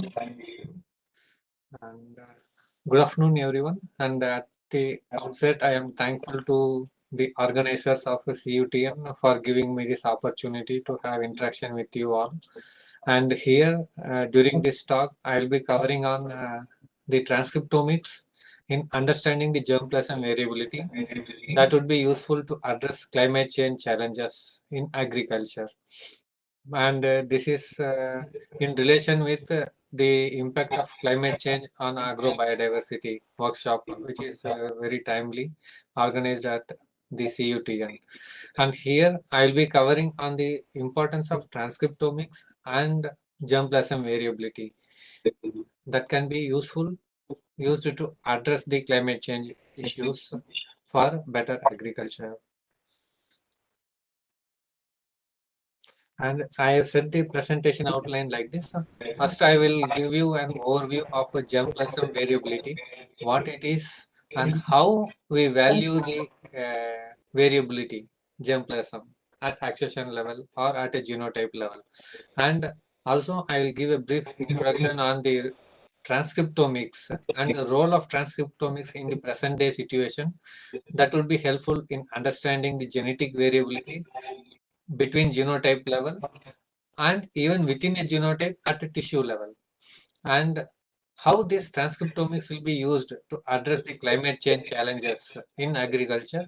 I'll be addressing this with two of our recent works done using transcriptomics to identify the photosynthetic pathway, one in wheat and another in rice. This is how I structured the presentation, and in between, anyone have any doubt, you can stop me and ask me. This is like an interactive session. Feel free to question. And coming to germplasm variability, variability in a sense will be how much is the variation that is accommodable within a given taxa. And being a biology students, we all know what is a species and what are all subspecies or infraspecies classification with reference to taxonomy. And here we will be speaking about variability within the species, within a given taxa. It may be a species or even within a species like subspecies or so, which is a taxonomically a different group of entities having a separate population wherein the gene flow is only within that particular population taxonomically. Although there may be crossable and there may be a cross pollination that can be occurred between two subspecies, but still here we keep an entity as a different taxa, and to assess the variability within the given taxa, the depth of variability, the extent of variability that we are going to see here. And when we take variability, it is up to two levels. One is at a phenotypic level and another one at a genotypic level. When we speak about phenotypic level, the variability is visibly earmarked through the phenotypic variation for any given trait with reference to any specific organ or the whole plants. And in case of genotypic, this may be not associated with a particular trait, can be or cannot be, but however, the variation in the sequence information at a genome scale is used to assess the variation. They are all mostly SNP markers and SSR markers. Okay, and here in this picture, this depicts, like for example, this green circle, it indicates Oryza rufipogon, which means the extent of variability for Oryza rufipogon till date what has been studied is in an imaginary form depicted in this circle, which means when we take Japonica and Oryza rufipogon, the Oryza rufipogon variability is much higher when compared to Japonica variability at within that individual taxa, individual species level. Okay, that is how we need to view this picture. And here, to give you a brief intro on rice domestication, this Oryza rufipogon is a perennial type of rice, wild rice, and Oryza nivara is an annual form of this rufipogon, which has been speciated independently from rufipogon. So rufipogon is the progenitor from which Oryza nivara has evolved. So Oryza rufipogon is a perennial type wild rice, whereas Oryza nivara is an annual type wild rice. Okay, and from Oryza rufipogon, through various domestication process, the Oryza sativa japonica has been evolved. So that is we call as a japonica rice. And from Oryza nivara, Oryza sativa indica has evolved. Okay, this is the overall picture in the rice domestication process and the variability extent among the germplasm that we have collected. V means not just in NBPGR, it is representative of the global collection at IRRI, Philippines. Okay, so here when we see this Japonica variability is lesser when compared to Rufipogan. Similarly, Indica variability is also lesser when compared to Oryza nivara, because this Oryza rufipogan and nivara are the progenitors of Japonica and Indica rice respectively. And when we compare here, this is viewed as a domestication syndrome, because domestication syndrome or domestication bottlenecks, wherein most of the alleles that are variable in wild forms are tamed or domesticated for human purpose, and due to which all those variable alleles are excluded, and only few alleles which are of interest for humans, which are amenable for agricultural perspectives, are tamed and utilized. And that's why the Japonica and Indica, which are cultivated forms, are less variable when compared to its wild forms like Oryza rufipogan and Oryza nivara. So this is a general thumb rule that most of the wild relatives or wild species of the cultivated crops are more variable when compared to the cultivated ones that are domesticated ones. Okay, this is the thumb rule or the bottom line information from this slide. And to the right, I have given one picture of Rufipogan and Indica. If you see here, the Indica, it has a more grain filling, more panicle when compared to Rufipogan. In case of Rufipogan, the panicle is there, but the seeds will be lesser and the seed formation will be much lesser. Okay, and this is how the domestication process had been occurred over the years, over thousands of years, and where humans started specifically collecting the important traits. Like for example, here I mentioned domestication mainly through shattering gene, SH4. Okay, so this SH4 shattering gene is independently domesticated in Japonica and Indica. So in both parallelly, the domestication had happened. Okay, so this is the extent of germplasm variability. And one example I gave in this rice as an example crop. So similarly, we have same kind of pattern, similar kind of pattern in all the crops that are being cultivated in agriculture. And one thing I want to highlight here with reference to climate change is all the wild relatives, although they are low yielding and they have shattering capacity and such a uninterested trait for cultivation purpose, still they are the treasure trove that holds the traits like biotic stress tolerance or abiotic stress tolerance, or they can grow at very minimal or very extreme environments. So all these wild forms, they are not cultivated, but they grow in a natural form, in a natural environment, only through rain. So there is no human intervention here. So in such a wild species, we have the treasure trove of genes that can be used to address the climate change challenges, because they have in it the biotic and abiotic stress tolerance traits. Okay. And now coming to basics of transcriptome and how that can be useful for addressing these climate change issues in agriculture. So here I give also one basics on transcriptome. Then we will go to the actual case studies where we can see how these transcriptomic tools can be useful in addressing the climate change challenges for improved agrobiodiversity. So here in the recent past, say for example, let us say take 10 years, the transcriptome environment is totally changed. The behavior is totally changed. And before to that a decade, still further if we see, the transcriptome as such a definition means it is the complete expressed form in a given tissue or in a given organ. Say for example, leaf. Okay, so leaf transcriptome. That means it is a transcriptome, means all those mRNA that are being transcribed and translated in leaf. That is what we defined as transcriptome. So when we take a whole transcriptome of an organism, we pull all the transcriptome at different tissues and at a different developmental stages at different time points. So that will give a complete transcriptome of a particular species, because only 3 to 5% of the whole genome is being transcribed and translated.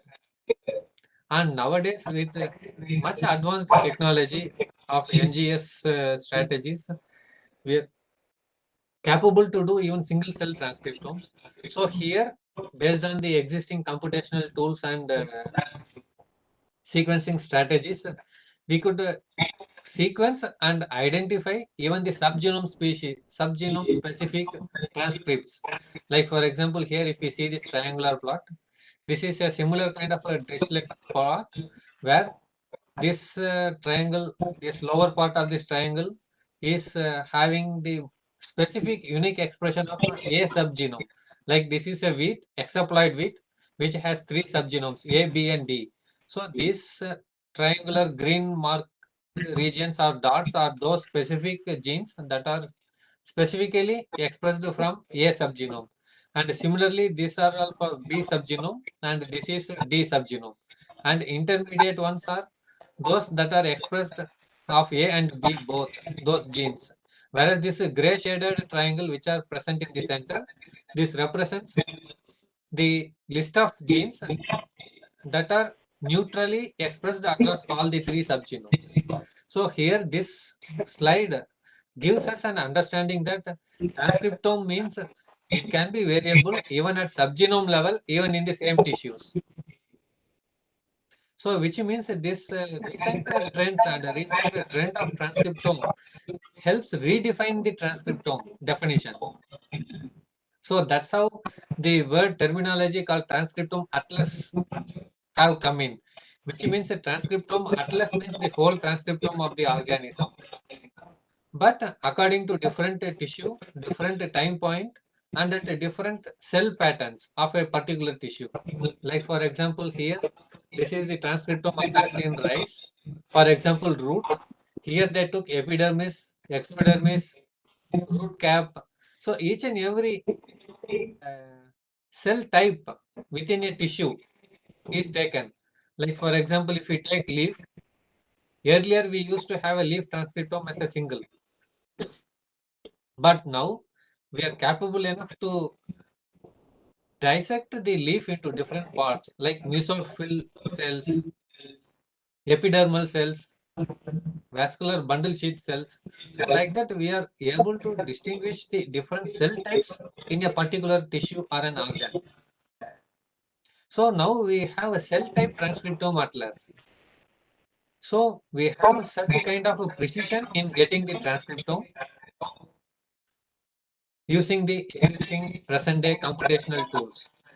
So this suggests that even if we want to understand a particular pathway which is specific to root cap, so how the root cap orients the root angle and how the root cap distinguishes or sees the rhizosphere and how it moves, how it is being grown during drought period.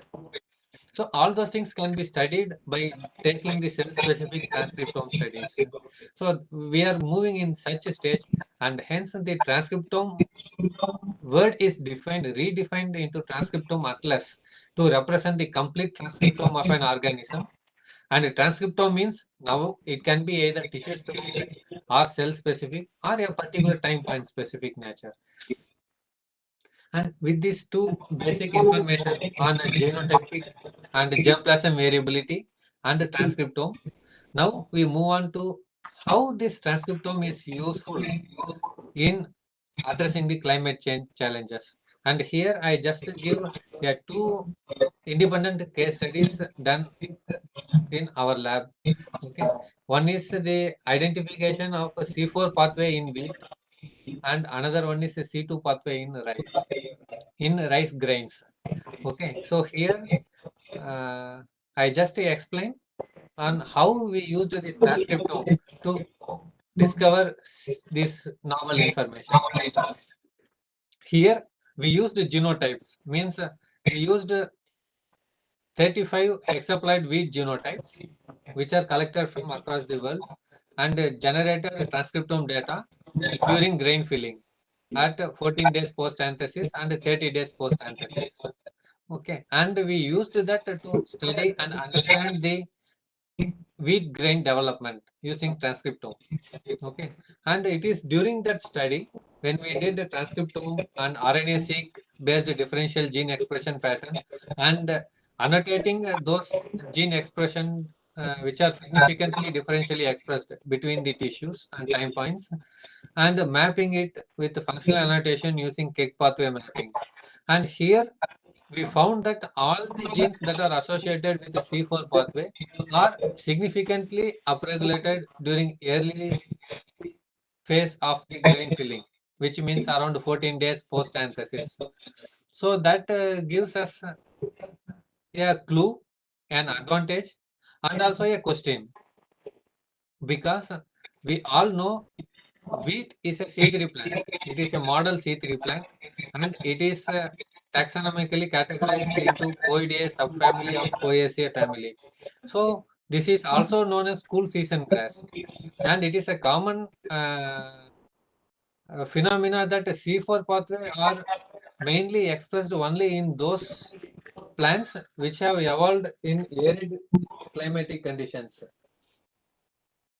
and hence in such arid conditions we have the C4 expression for the survival at high temperature and aridity to overcome such extreme temperature extremes. But how come it is expressed in temperate cool season grasses? So we studied further. When we used the leaf and grain transcriptome, which are publicly available, then we found it is significantly differentially expressed in grain photosynthetic tissues, but not in leaves. So this clearly highlighted that there is a clear-cut specific differential expression pattern for the C4 pathway genes in photosynthetic tissues of developing grains. So based on this, we mapped all those genes that are significantly differentially expressed, and we found that here in the right side we can see this is NADME subtype, because there are three subtypes of C4 photosynthesis. One is NADPME, NADME, and PCK subtype. So when we mapped all the enzymes that are differentially expressed, we identified that it is NADME subtype C4 photosynthesis, which is also highlighted in a red circle at the bottom left. And as we moved on, we identified that all these genes have multiple copies, which is also true because the C4 pathway itself is a neo-functionalization event wherein the specific gene copy is evolved for deriving this C4 pathway independently in different species, in different taxa. And hence we identified all the copies of these genes from wheat, and being a hexaploid, it will be having all the three subgenome copies from A subgenome, from B subgenome, and D subgenome. So all the three subgenome will have the expression for all the copies.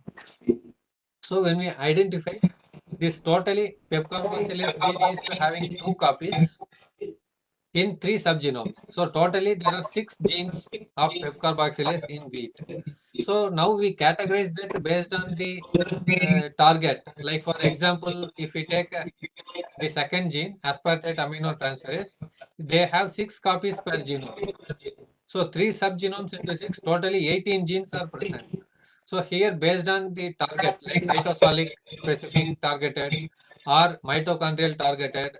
So depending on that, we categorize it as a C4 type or C3 type based on the organelle targets.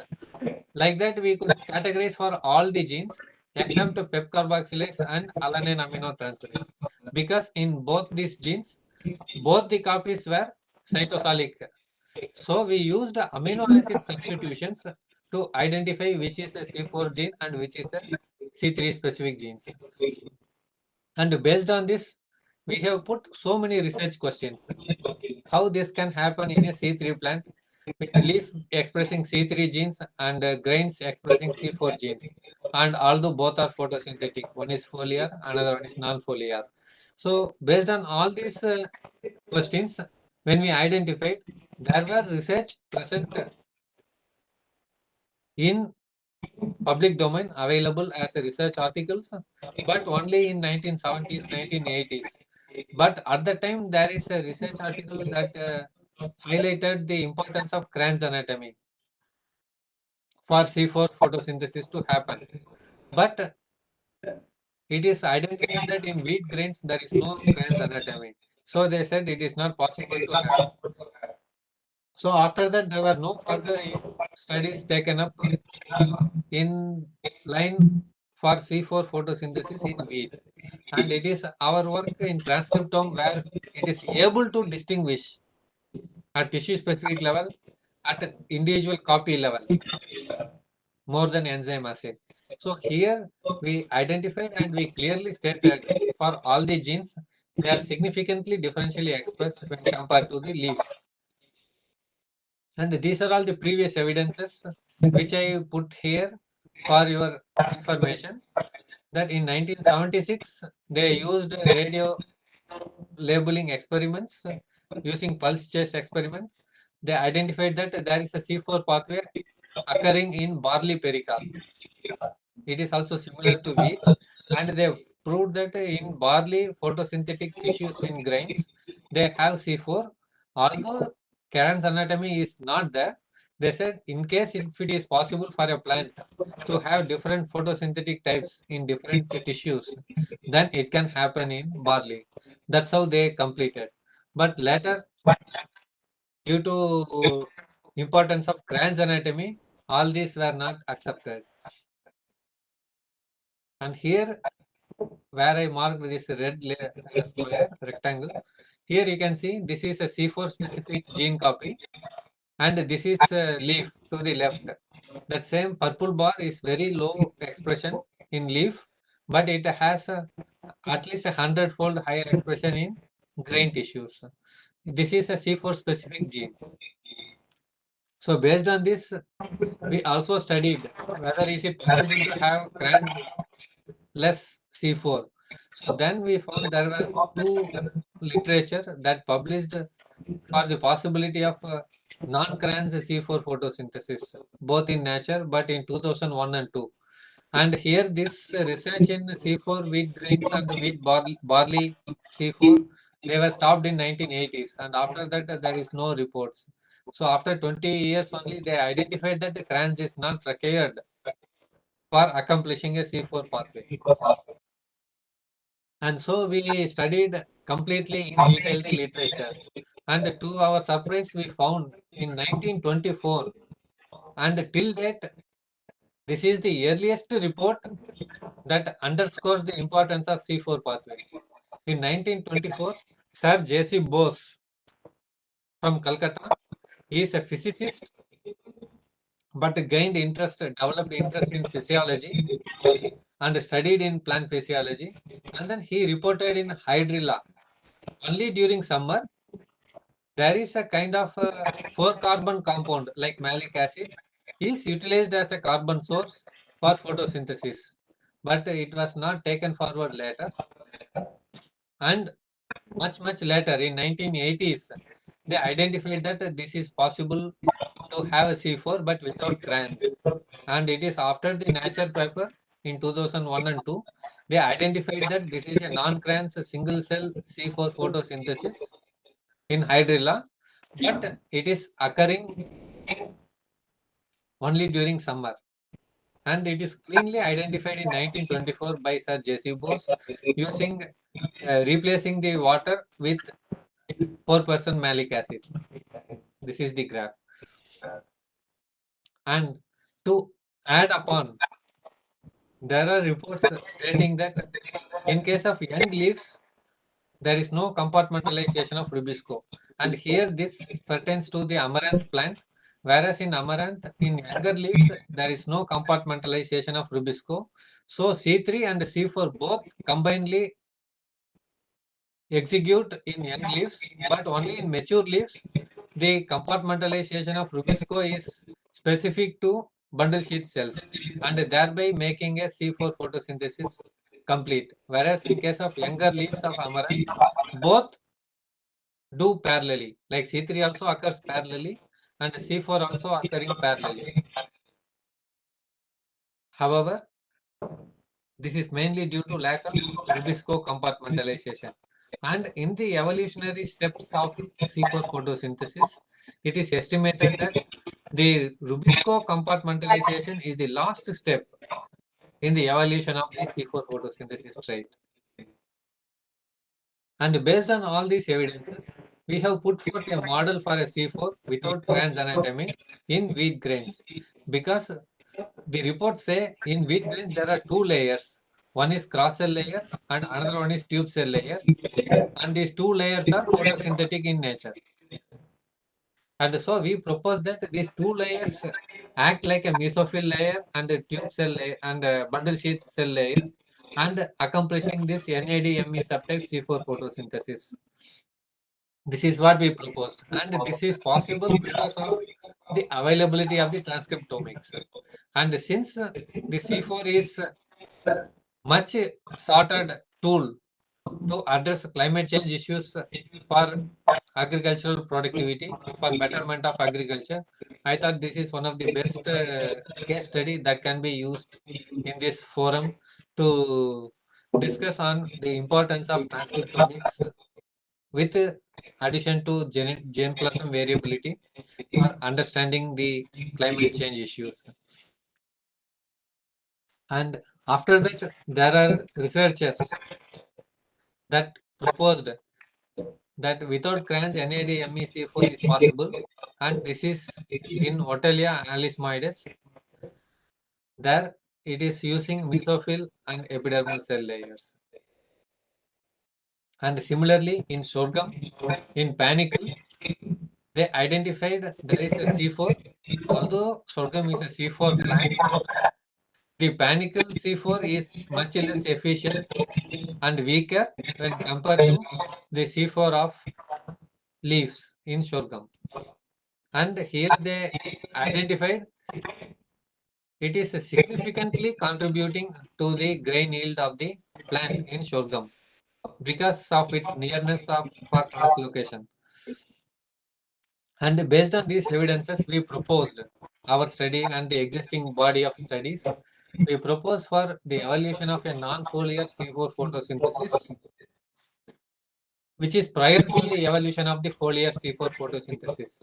And till date, we assumed that as per the foliar studies, C4 is assumed to be evolved or predicted to be evolved in 30 million years before. But whereas our study on the presence of non-foliar C4 photosynthesis suggests it would be somewhere between 55 to 82 million years before.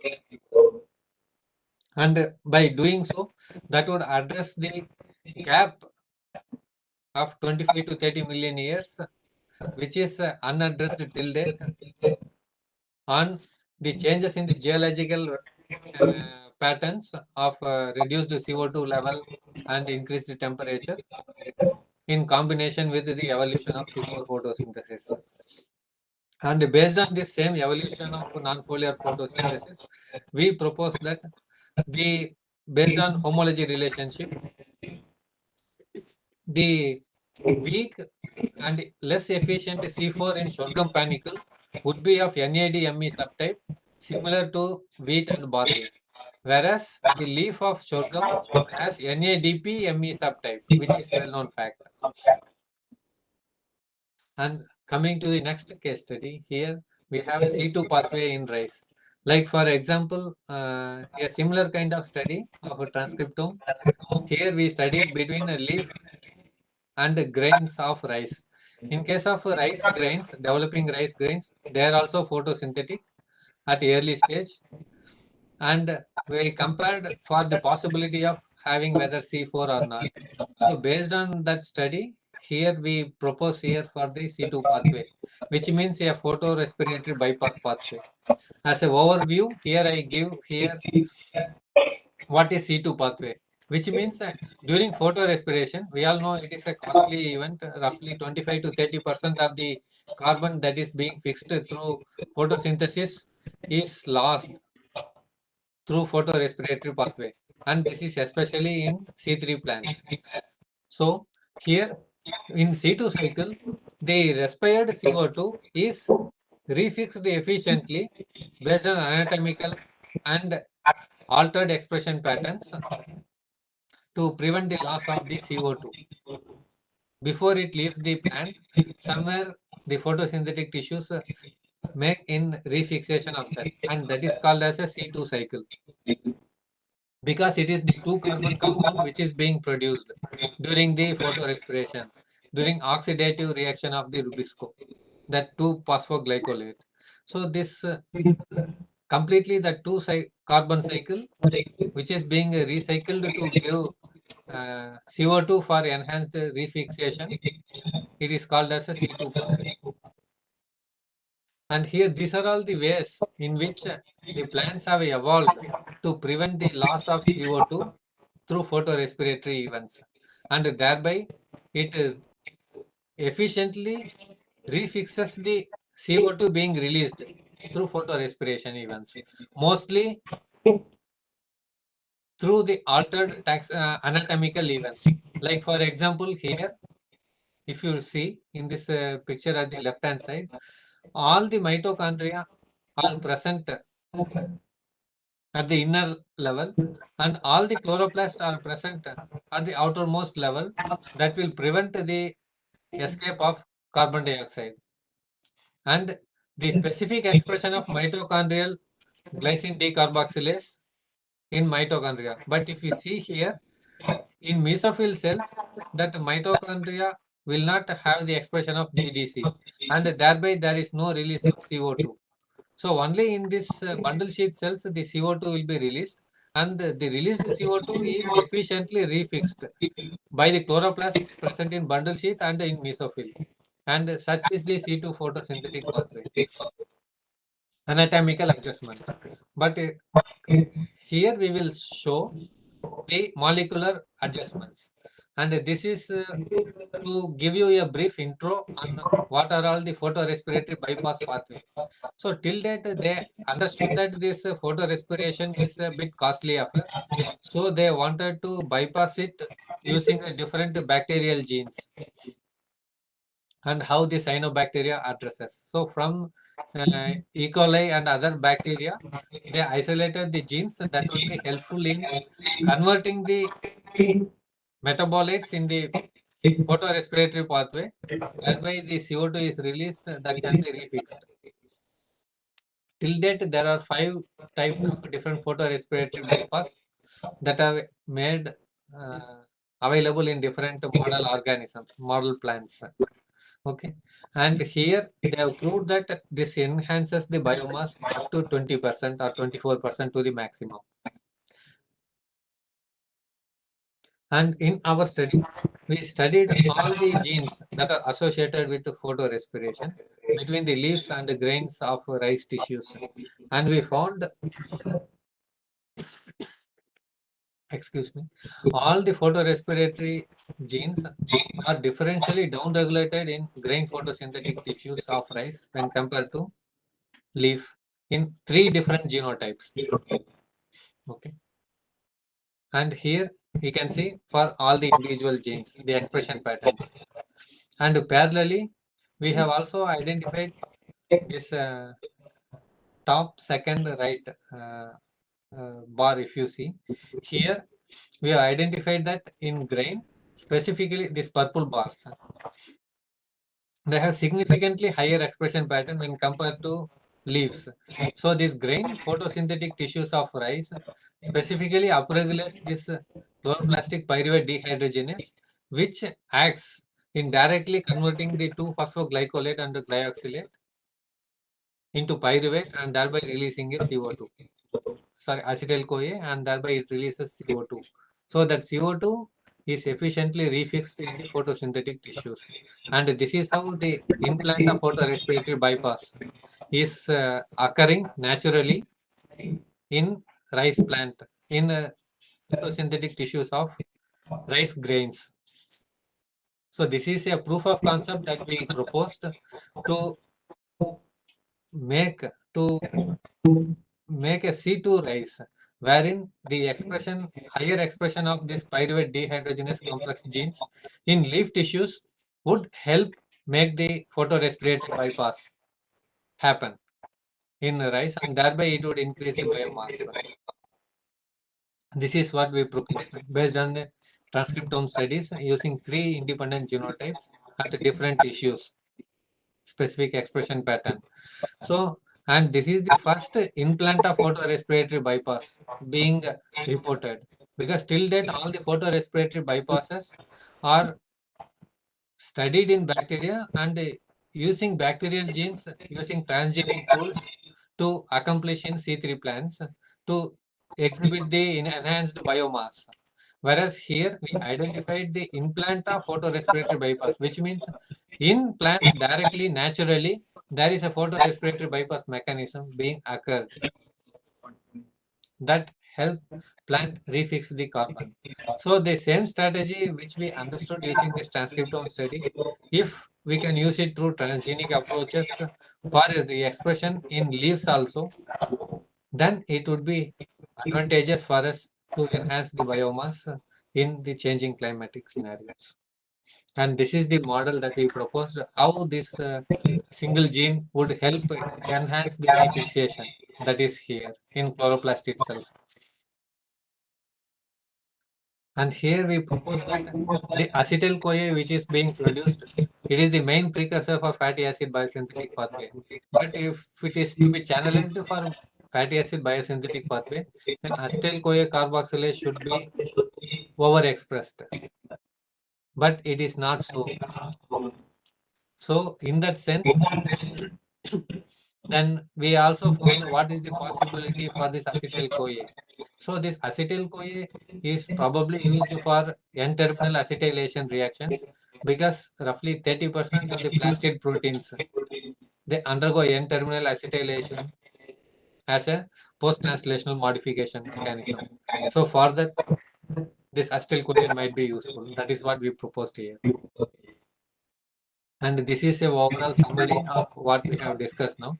So this would help in achieving a higher biomass and thereby higher yield in rice, even in extreme environmental conditions at like high temperature and less water.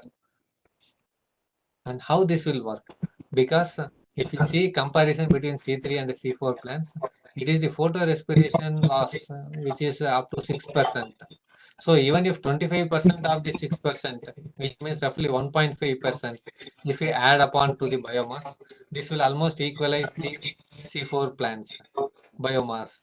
So this would be one kind of a shortcut to have the benefits of all the C4 plants just by restricting the photorespiration. And with this, I complete my talk, and I give my special thanks to Robert Henry and Agnolo from Queensland University, where we worked in C4 in wheat grains, and here in NBPGR at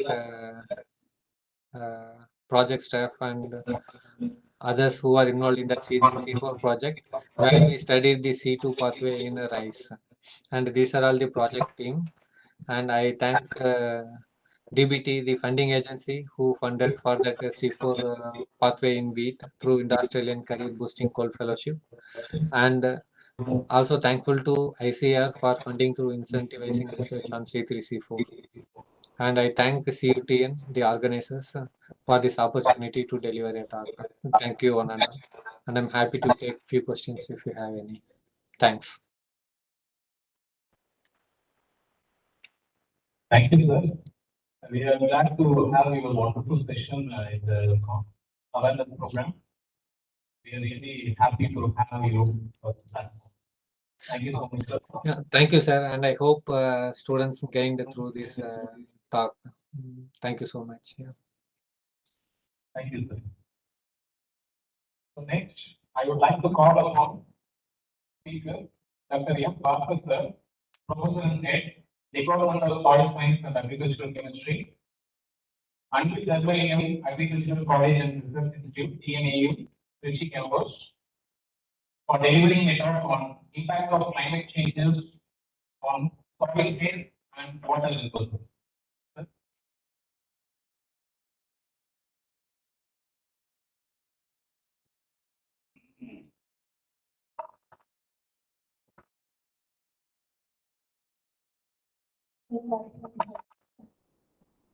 Any of us not registered, please kindly contact the registration desk and take the registration here.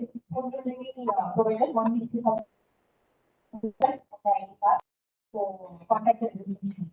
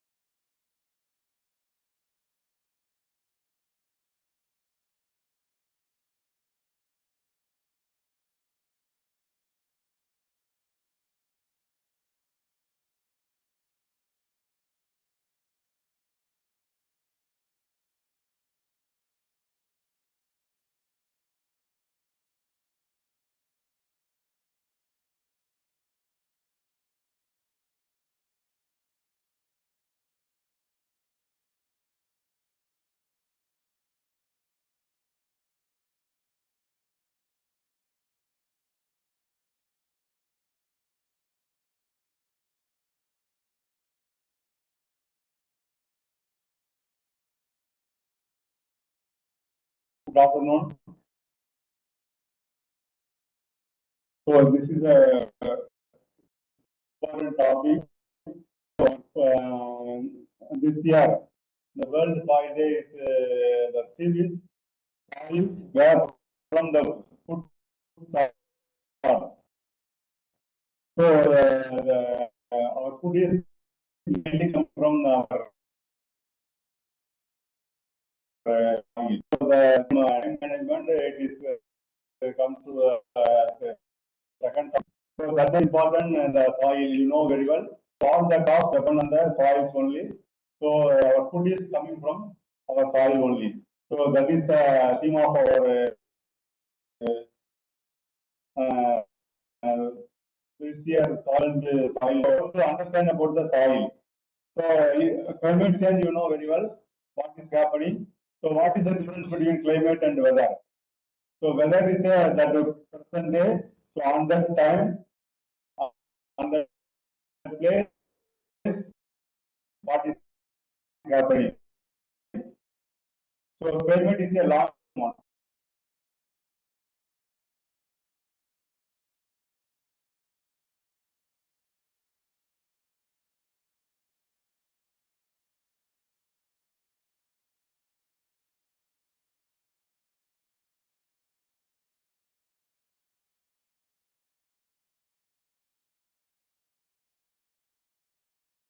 So like that.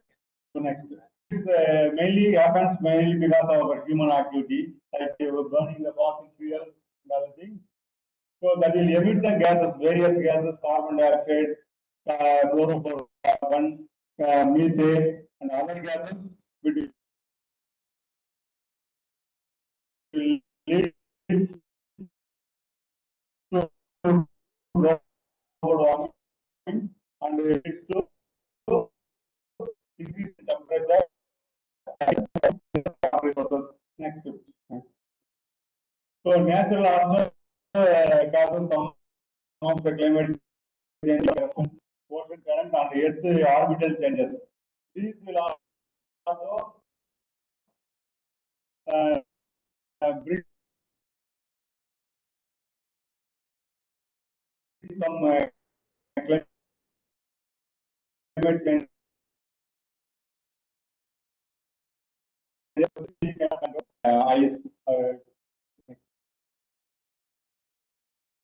So when we are going for our health, they are going to check up and give the range of value and what is our position. Like that, if you talk about the soil health means what are the parameters which decide the soil health. That is important. So these are physical, chemical, and biological parameters. The physical that includes include only the starting with soil sector, it is a glacial program and silt and clay. So then density will decide the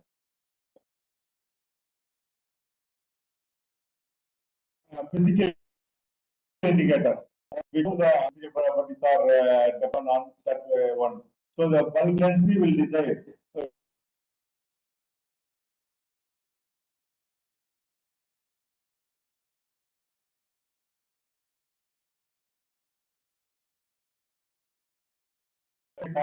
compact soil means it will take the entire to the and yeah, will decide the creation root distribution. Water is the major point that will say the type of crop growth and production. So that is also very important. So it will be very other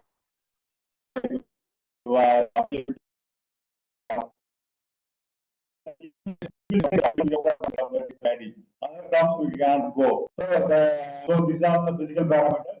And chemical parameters mainly the pH. The volcanic is the Utility point for the chemical properties. Then EC, that is electrical activity that represent the salt content of the soil. Then organic matter. Organic matter, that is why I have given the green color for the organic matter. So the entire properties of soil, both physical, chemical, and biological properties will be decided by the organic matter. That organic matter will decide all the properties. The changes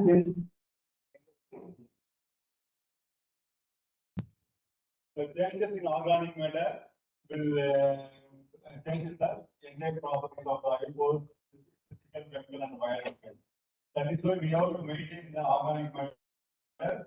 We want to maintain the soil, the substance of the soil. Then immunity, that is related to organic matter only. Then biological properties. What are the biological properties? It includes soil biomorphism, microbial population, enzyme activity, and nutrient transformation. So all we cover the soil biological properties. Here, and we will see how these properties will be organic. So the general point I will tell you that climate change is what the main good parameter is increase in temperature and decrease in precipitation. Which is quality of soil. So increase in temperature, how it will explain. So if the temperature increases, it will change the vegetation.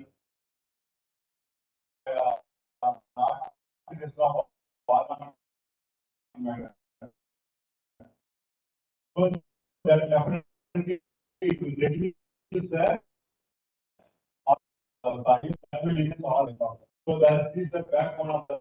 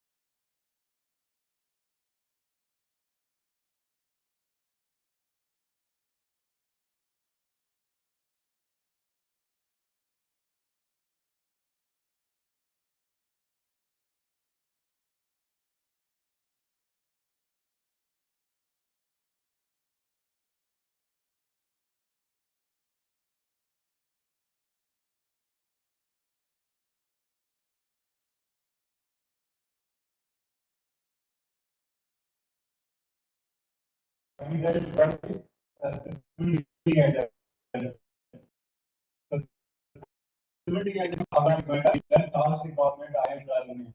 Among these stability agents, organic carbon is a natural stability agent that will hold the soil particles and make it as a structure.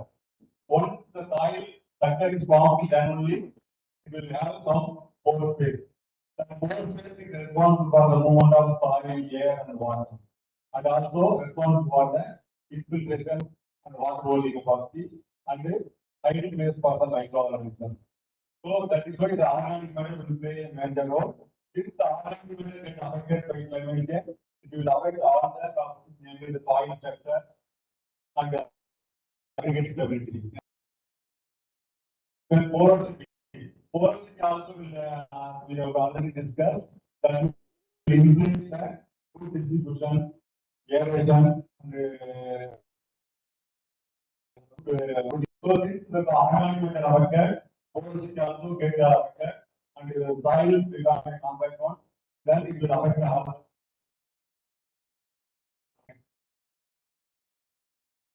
Next, please. So infiltration and soil available water.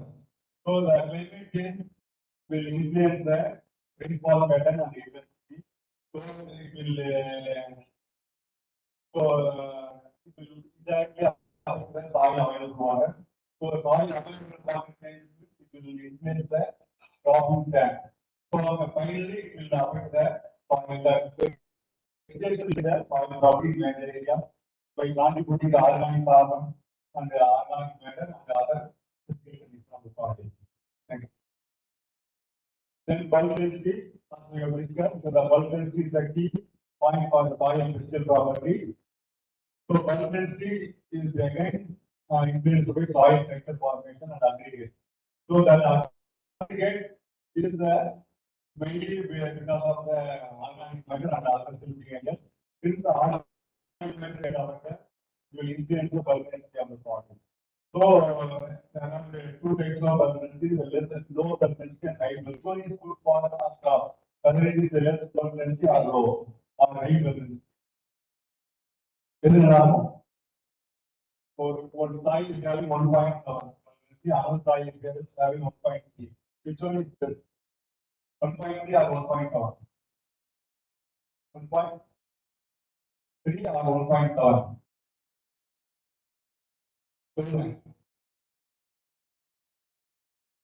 Soil is farming for the other soil is like a farm, which one is good for crops?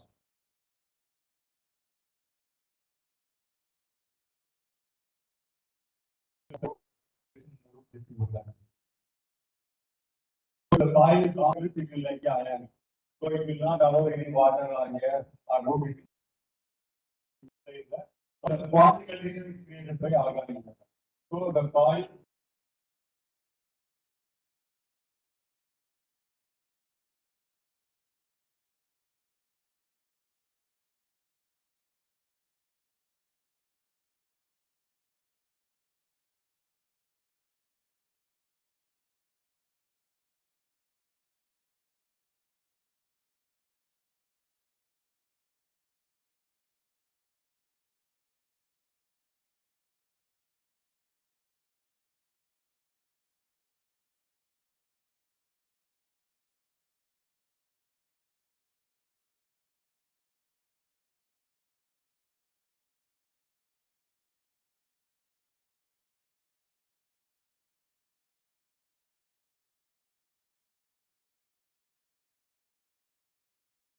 on waiting for lens. I am so that way so we can copy and then surface soil power. So surface soil power is a different type of vegetation. Vegetation will be responsible for the protection of soil health. So when we change will change the vegetation cover or soil cover, that in turn will affect the soil property, major soil property.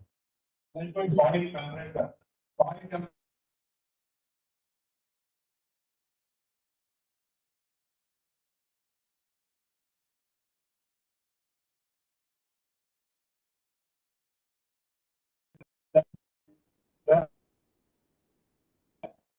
Metal and other problems. So soil pH. So soil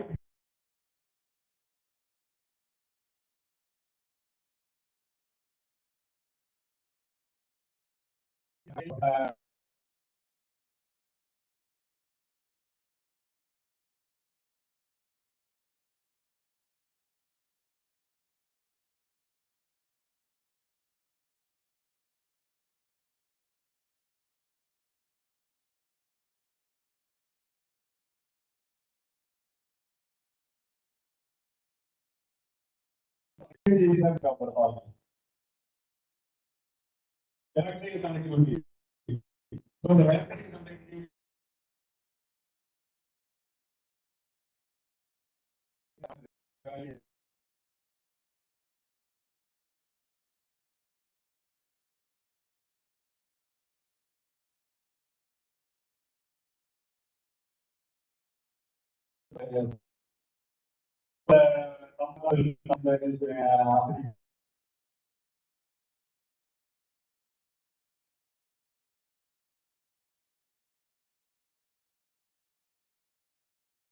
we are limit to affect the crowd. Okay, so the crowd less.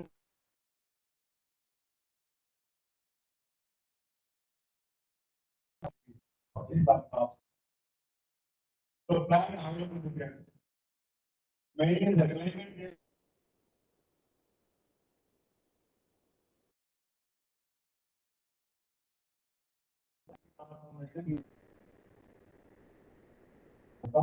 And maintenance transformation, transformation, possible collaboration. So these are the different transformation influenced by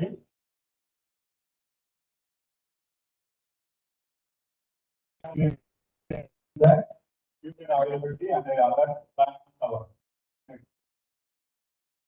Soil biological parameter. So the type of microorganism, microbial power.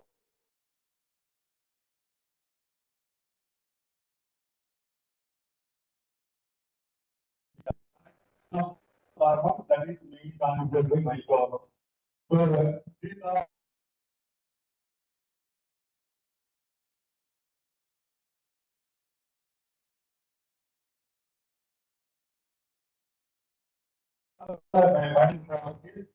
getting placed by climate change. And the presentation.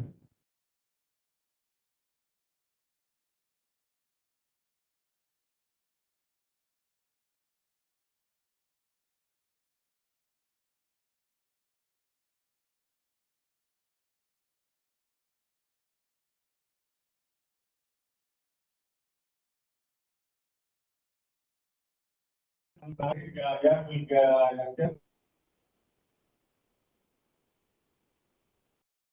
under that. Is also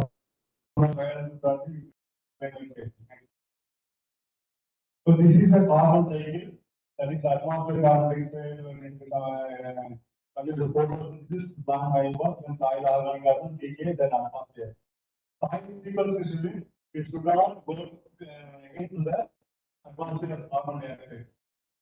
So we have to cut this to the plant volume or soil organic matter. So this is this process also relates to climate change.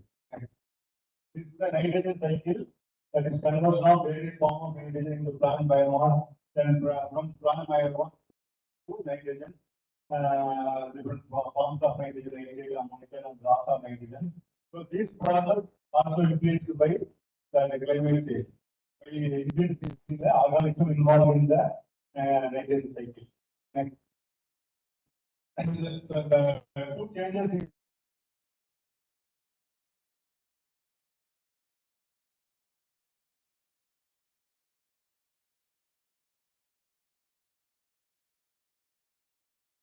the soil.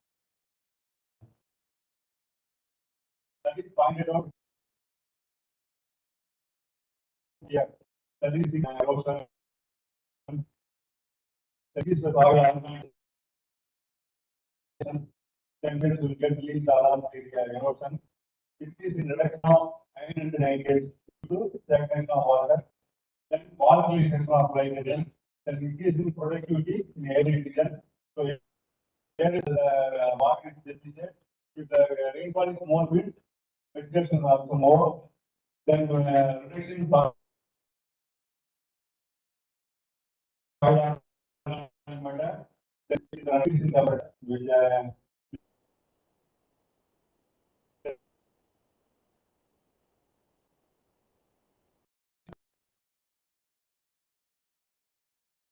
so how to conserve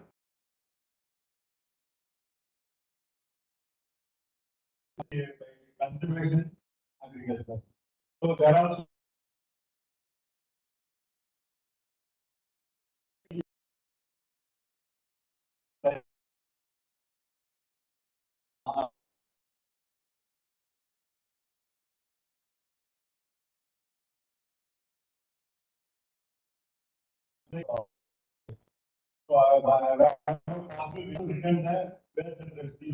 use of green manure, legume crop rotation, that is to improve the urban environment and reduce the village.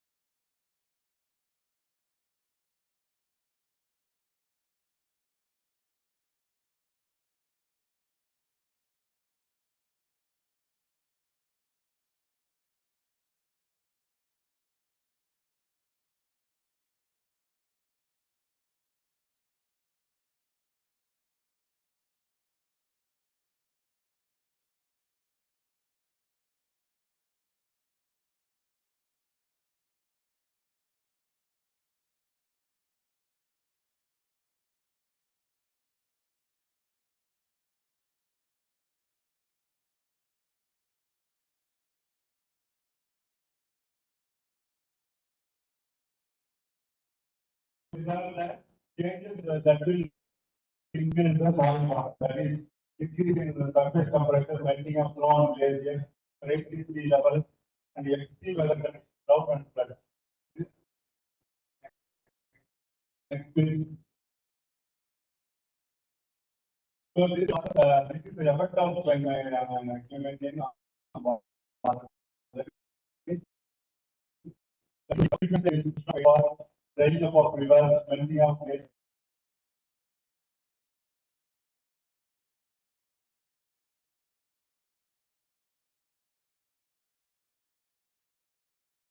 Groundwater freezes again, at the land level, soil moisture, timing of they grow with water resources.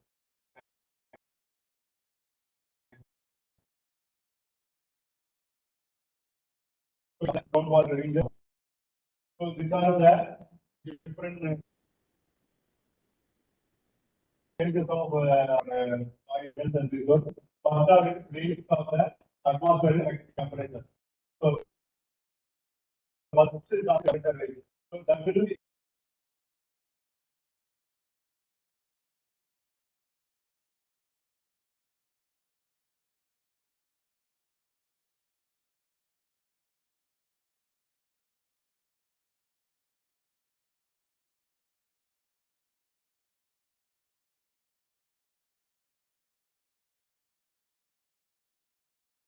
that is freshwater crisis. That is the competition between the waterways in Jangin, food insecurity, then resurgence of diseases, social conflict, high energy, and the changing of policy. Next.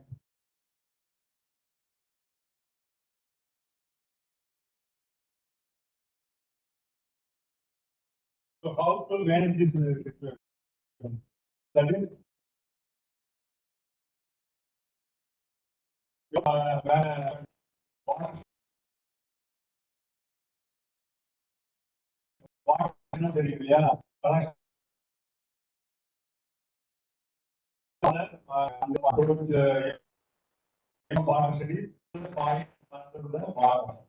in the rainwater harvester and also to prevent the fire erosion.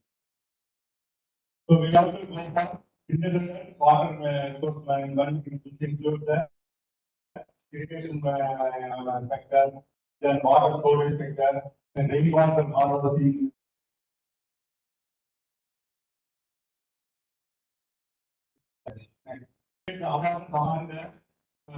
Area which goes to climate change. We have to create awareness about the water, set approach, and integrated watershed management.